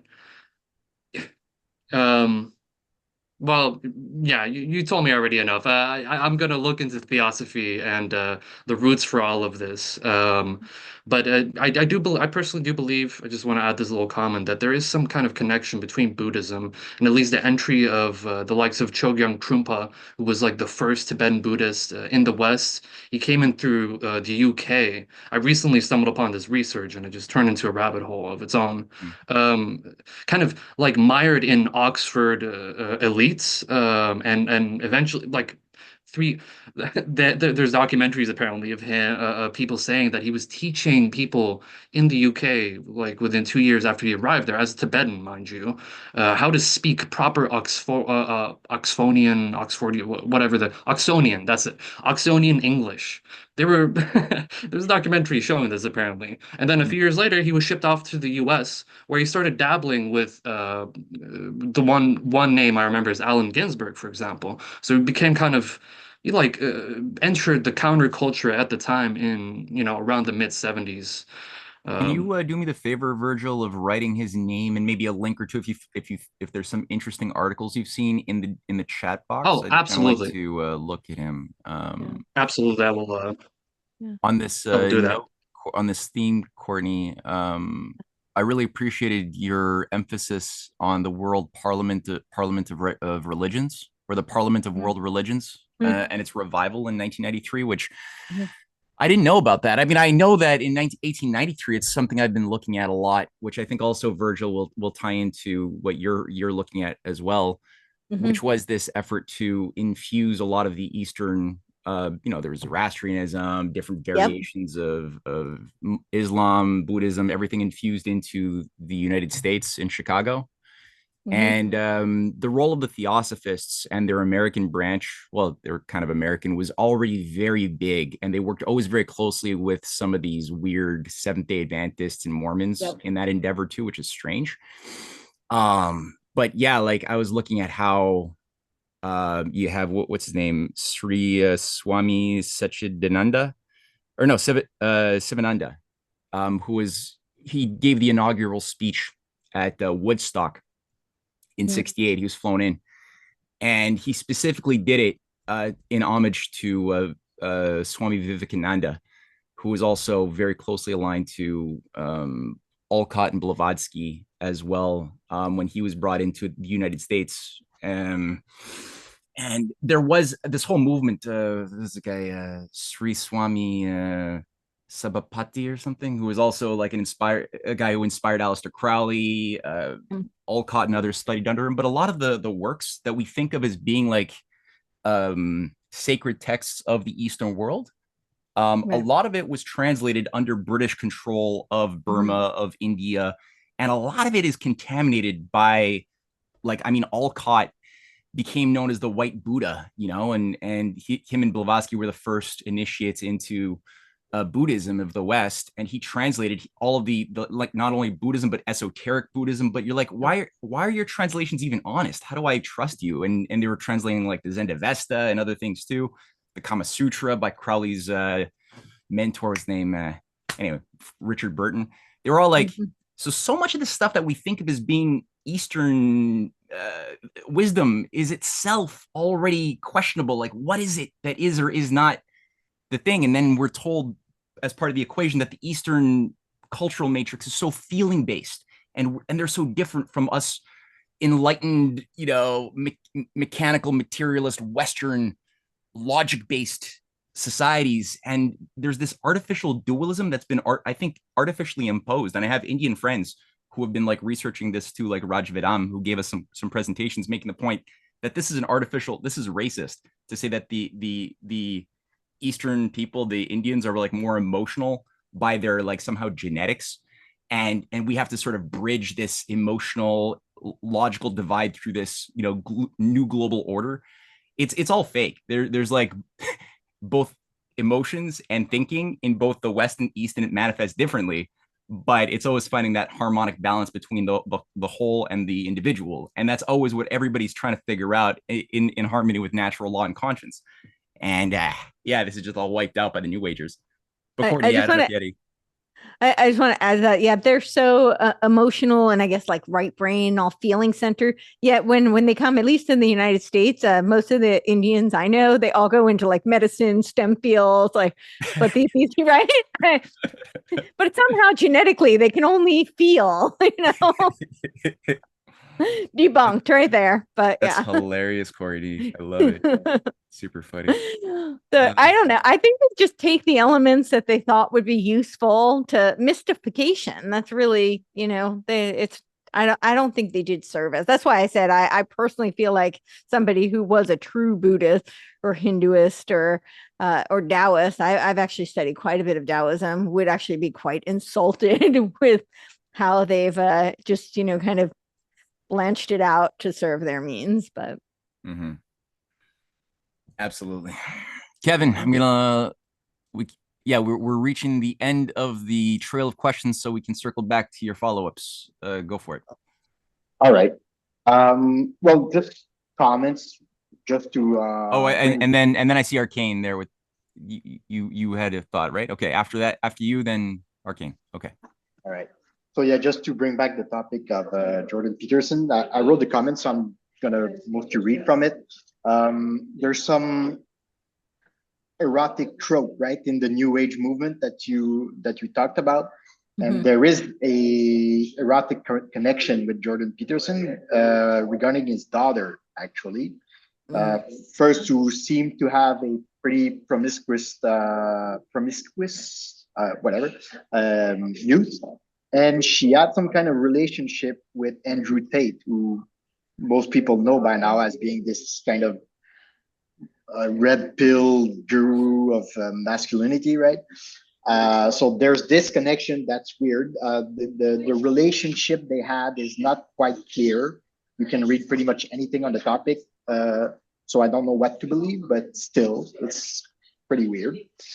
The other comment that I wanted to make was regarding Jonathan Pajot, and because he recently did a podcast with a guy named Stephen Mayer, who is a philosopher of science, and he's a proponent of intelligent design. And I'm bringing this up because, well, first it's Jonathan Pajot, and secondly, you talked about creating a new narrative, right, for the new age. And this guy, Stephen Mayer, as a proponent of intelligent design, is pretty much in this vein, I would say. He did his PhD and his master's at Cambridge. Lots of British connection there. And, he's debating your usual atheists. But what I find intriguing with this guy is that he has a lot of sound argument when it comes to intelligent design. I actually love what he says, but he frames it a lot in mainstream science. So he's going to circle back always to, the Big Bang, black holes, and, all those kind of stuff, which, in today's, I think, science are becoming less and less believable. So I just wanted That's to, why they say there's 4 of them, because they know we don't believe the original narrative. So now they're like, well, no, there are 4. We got it wrong. There are 4 Big Bang. Well, and the multiverse. Double down. He doesn't go in the multiverse, because the guy's a Christian. So he frames that his theory inside Christianity. But there's a lot of, weird stuff that he's talking about. So I'm just throwing it out there. Maybe in your own research, you could pull on those threads. So thanks again for your talk. Thank you.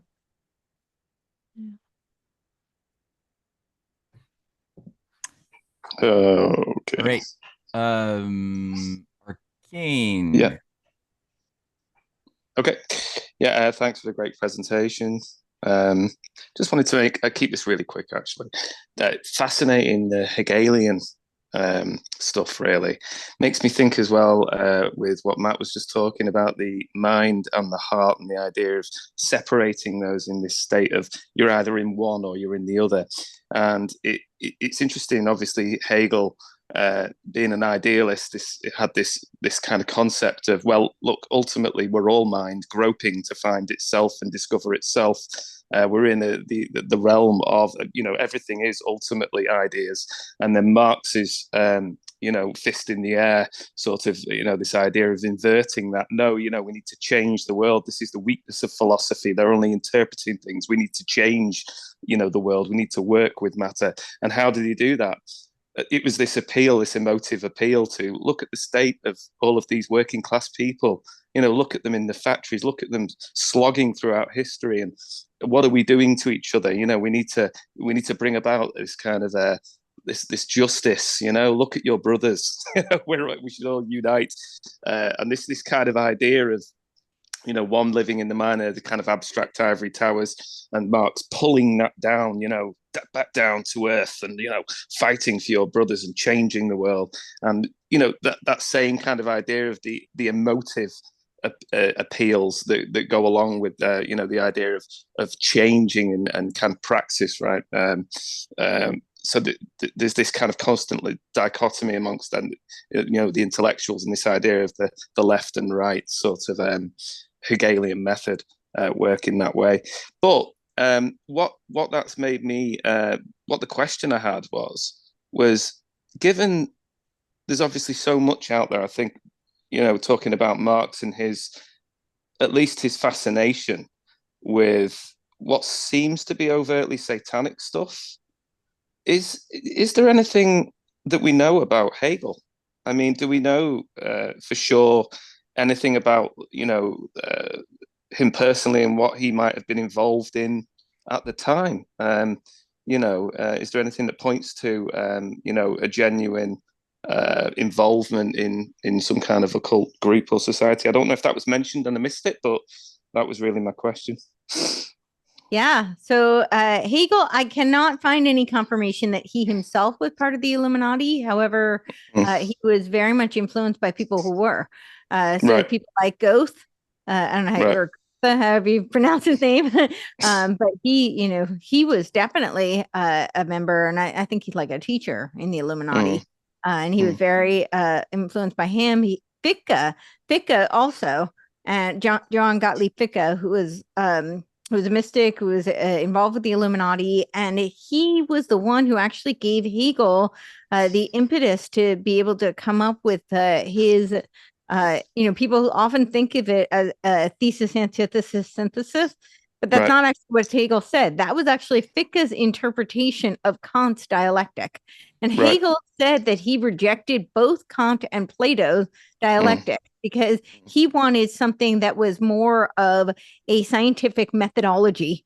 So not necessarily scientific, but, he wanted an actual process for advancing the historicity of man, right? So what he came up with was, he said that it was, he said we had the absolute, the negative, and then the concrete.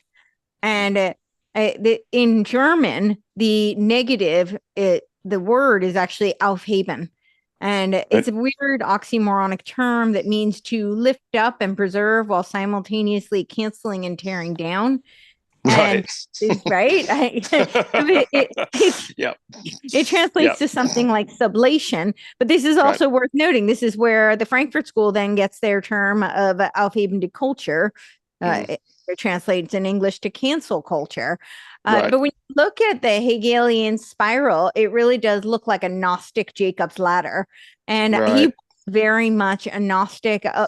He was a mystic, a meticist, and a Gnostic. So I think, but to answer your question, I can't find evidence that he was directly in the Illuminati, but he had a lot of close ties on the periphery. So it seems like. Sure. Yeah. It's interesting as well, isn't it, that how Marx kind of pits himself as frustrated and annoyed with Hegel, in order to advance that group, that the young Hegelians, right, that he was a part of, that then goes on to kind of invert Hegel's ideas because they just ultimately they've got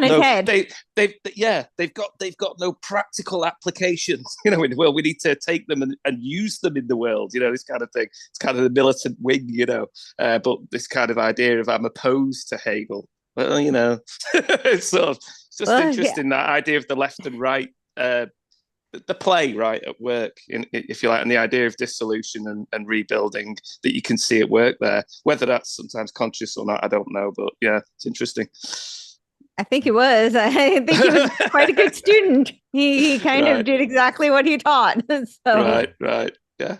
Cool. I included a link also to Hegel's little homage to the Mysteries of Eleusis in the chat box as well. There's a lot of, there may not be smoking guns as far as membership cards into it. Right. Maybe but you don't need to be influenced, right? Yeah.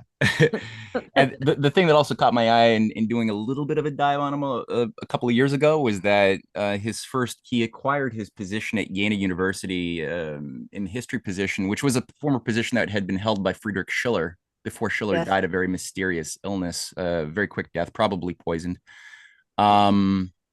Was he composed his thesis, which won him like a lot of creds into the inner echelon clubs, trying to refute Carl Friedrich Gauss's work. Not familiar. Yeah, the orbital the Carl Friedrich Gauss discovered Ceres, a big asteroid in the orbital belt between Mars and Jupiter. And everybody, this young guy was a follower of Kepler, of Leibniz, and was able to utilize a certain method of thinking that was very intuitive but very rigorous, that Kepler and Plato all wielded to big effect. And I mentioned Riemann earlier and Herbart. They were all of this school. Yeah, you can call it that. And so his discovery worked. He verified that Kepler's prediction of that orbital belt of where Ceres was located in Kepler predicted that that would be there 200 years before it was discovered by Gauss. And Hegel's job was to try to say, no, it's an illusion. There's nothing there. Go back to sleep.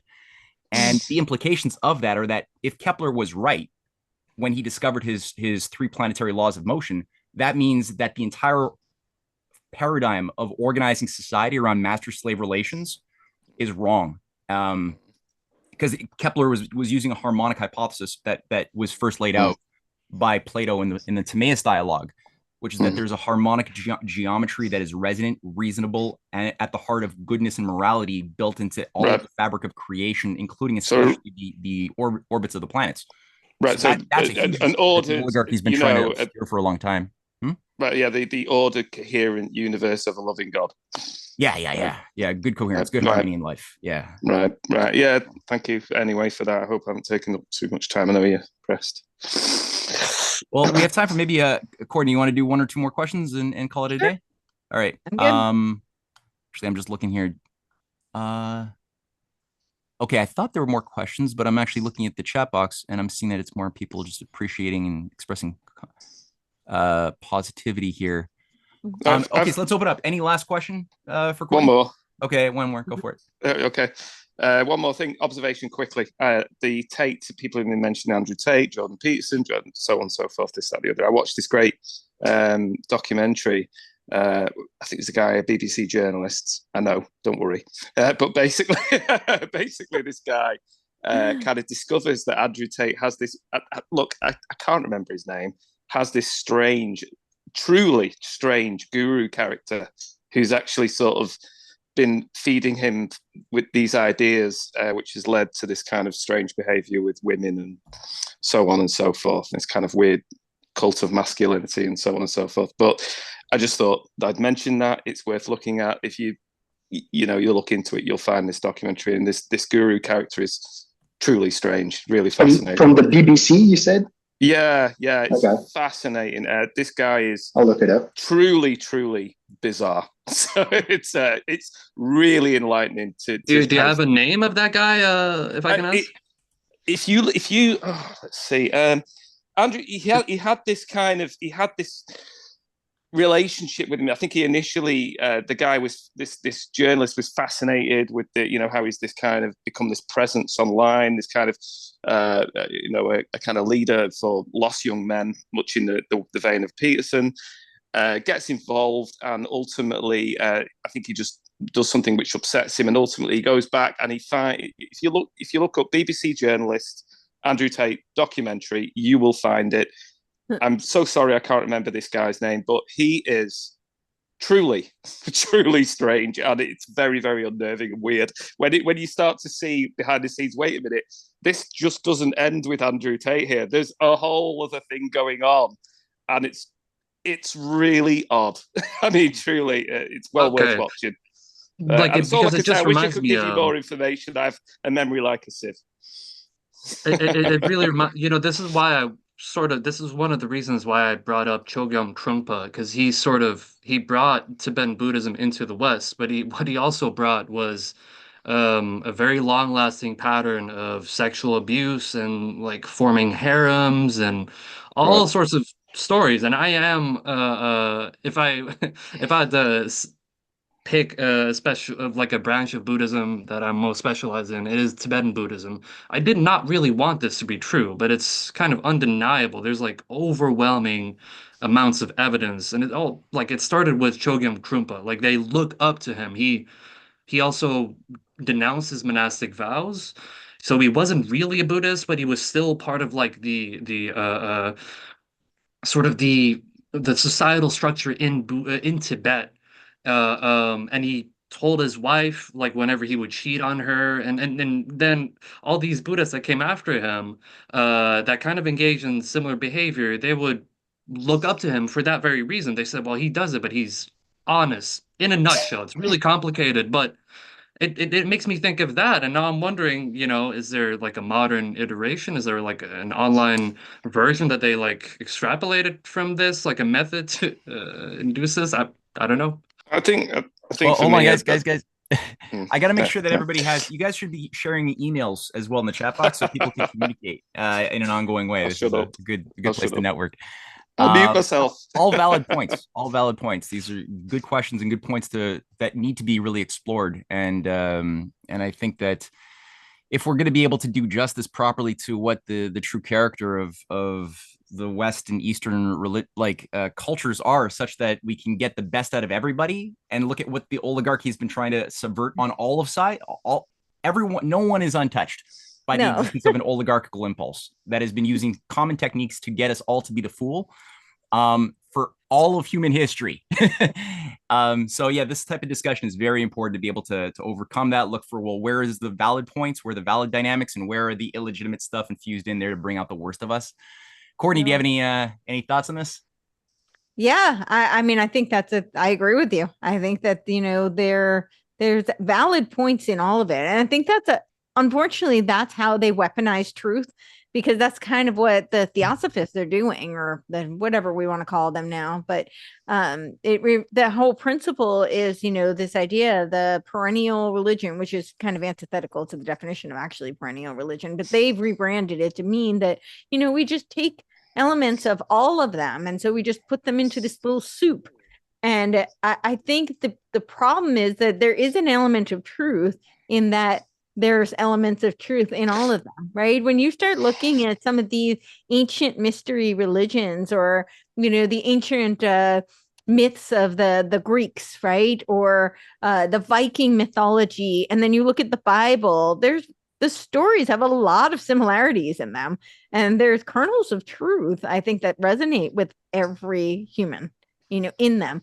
But what they do is they want to take that fact that there is truth, the idea that there's universal truth, and tell you that means that there is no difference. And I think that's where the problem lies. And so they mash them all together, which strips you of your ability to have freedom of consciousness, to critically think, to examine, and use discernment. And you're just lumped into this big mushy soup. Yeah, that's well said. Yeah, no, it's like this Borg homogenous lump of emotion, devoid of power of discernment, as you just said, which is so sacred, right? And I mean, to discern also means not just to discern and judge right and wrong outside of yourself, but also right and wrong inside of yourself, to form like a healthy power of conscience that's the basis of a citizen, to be sovereign and to make your own decisions as an individual. You have to be able to do that and say, okay, I have limits, I have boundary conditions that I know are right and wrong, that'll make me a better person, make me happier according to certain principles. And if you don't have those, you're inclined to exactly what you just mentioned regarding that Eros guru guy who turns out Mark Gaffney, and he's like having sex with little girls. And so many of these gurus, you scratch behind the surface of a lot of their nice words, and it's like you got giant molestation of their followers left and right, whether it's the New Age Christian televangelist gurus, or whether it's like the groupings from India. You'll find the exact same inability to just control their own penises. They just have to they're sex maniacs. But there's some music going on, or some sound going on here. Yeah. Okay. Yeah, that was Arcane. He muted himself. All right. But no, this is cool. This is a lot of really big, good ideas and lines of inquiry. So thank you so much, Courtney, for really opening up so many doors and just showing us pathways to explore and discover truth and act accordingly to said discoveries, both in our personal lives, but in the broader continuum of history itself that we find ourselves born into. Extremely important. And I do hope you write that book, or books, plural, soon. I will pre-order my books as soon as you give the notice that that's possible. Thank you. Yeah, I need to get to work on that. Yeah, that's been a challenge for me, but make some time. Yeah. So it's on the list though. Well, until then, you've done a great job with your podcast, and you and your husband are making a great team. By the way, little shout out to the invisible hand behind the scenes here, with all of the slides that we were watching, was being managed by Courtney's husband. So thank you, unnamed amazing figure, supporting the production scene. Thank you, Courtney. Thank you for the amazing class. Thank you. You're welcome. Yeah, I hope I've really kind of tried to give like a cursory overview because I wasn't sure we could dive into any of those things for so long. But my main, intention really is just to show you that this is not like it's not a fringe kind of thing. And it very much is, at the forefront of what these big power structures, like the UN. I mean, that's just one example, but the UN is a big one, who are really trying to erode your freedom of consciousness. And I think that, at least in the United States, I think there's some hope with the First Amendment, because I think that if we can prove this is a religion, there's a reason they want to say it's not a religion. And I think it really is a religion. It meets all the criteria of a religion. It's certainly a cult. But if we can establish that it's a religion, I think then at least we can start to kick it out of certain institutions. And hopefully that'll set a precedent around the world. People want to follow it, they can, but it should not be forced on from the top down, and certainly not from a centralized, worldwide centralized governing body. And I do think that is some sort of hope. And I think we have precedents actually set for that. I brought up Abraham Maslow, and he was a secular humanist psychologist and one of the first to call himself such. And they initially called humanism a religion. And then the Supreme Court declared that it was a religion, and they kind of recanted. And in their recantation, the Esalen Institute actually changed their name. It was originally the Esalen Institute of Secular Humanism. They changed it, they dropped it to just Esalen Institute. So this is just one example of how I think that kind of pushback can be effective. And you can't do that if we're not aware. And so hopefully awareness will be the first step. And that's not to say, I always say, I truly stand by freedom of consciousness, which means that even Luciferians are free to worship their, Satan. I prefer they do their rituals away from. But, I stand by, I believe in freedom of consciousness, and people should be free to believe as they wish. Well, I think as a point on that as well, when you remove the hand of intelligence agencies that are artificially providing massive amounts of support for these cults, whether it's like ISIS or whether it's the neo-Nazi groups in America or whether it's Satanist groups across America or Europe, you find that they shrivel up pretty fast. They're not natural enough to be naturally self-attractive and replenishing. It requires constant infusions by these agencies. And if you find a way if that can be removed, that won't be an issue. What you just said about I'll tell it, try to sustain yourself based on your own merit. See how long you last in a healthy playing field, and they won't last. I'm quite certain of that. I agree. But that's another discussion there. Yes. Okay, y'all. It was a great Sunday. Thank y'all, and I'll catch everyone next Sunday. And by the way, for those in Montreal or near Montreal, we're doing our conference Saturday, July 6th, downtown Montreal, across from Place des Arts. So pick up your tickets on the website. Email me if you can't afford it and you need a free ticket. We got a few of those, and we'll give you the specific address a few days beforehand. So thank you, Courtney, and thank you, everybody. Thank you. Thank you. An amazing class. Thank Thank you. you. Thank you, Courtney. Thank you so much.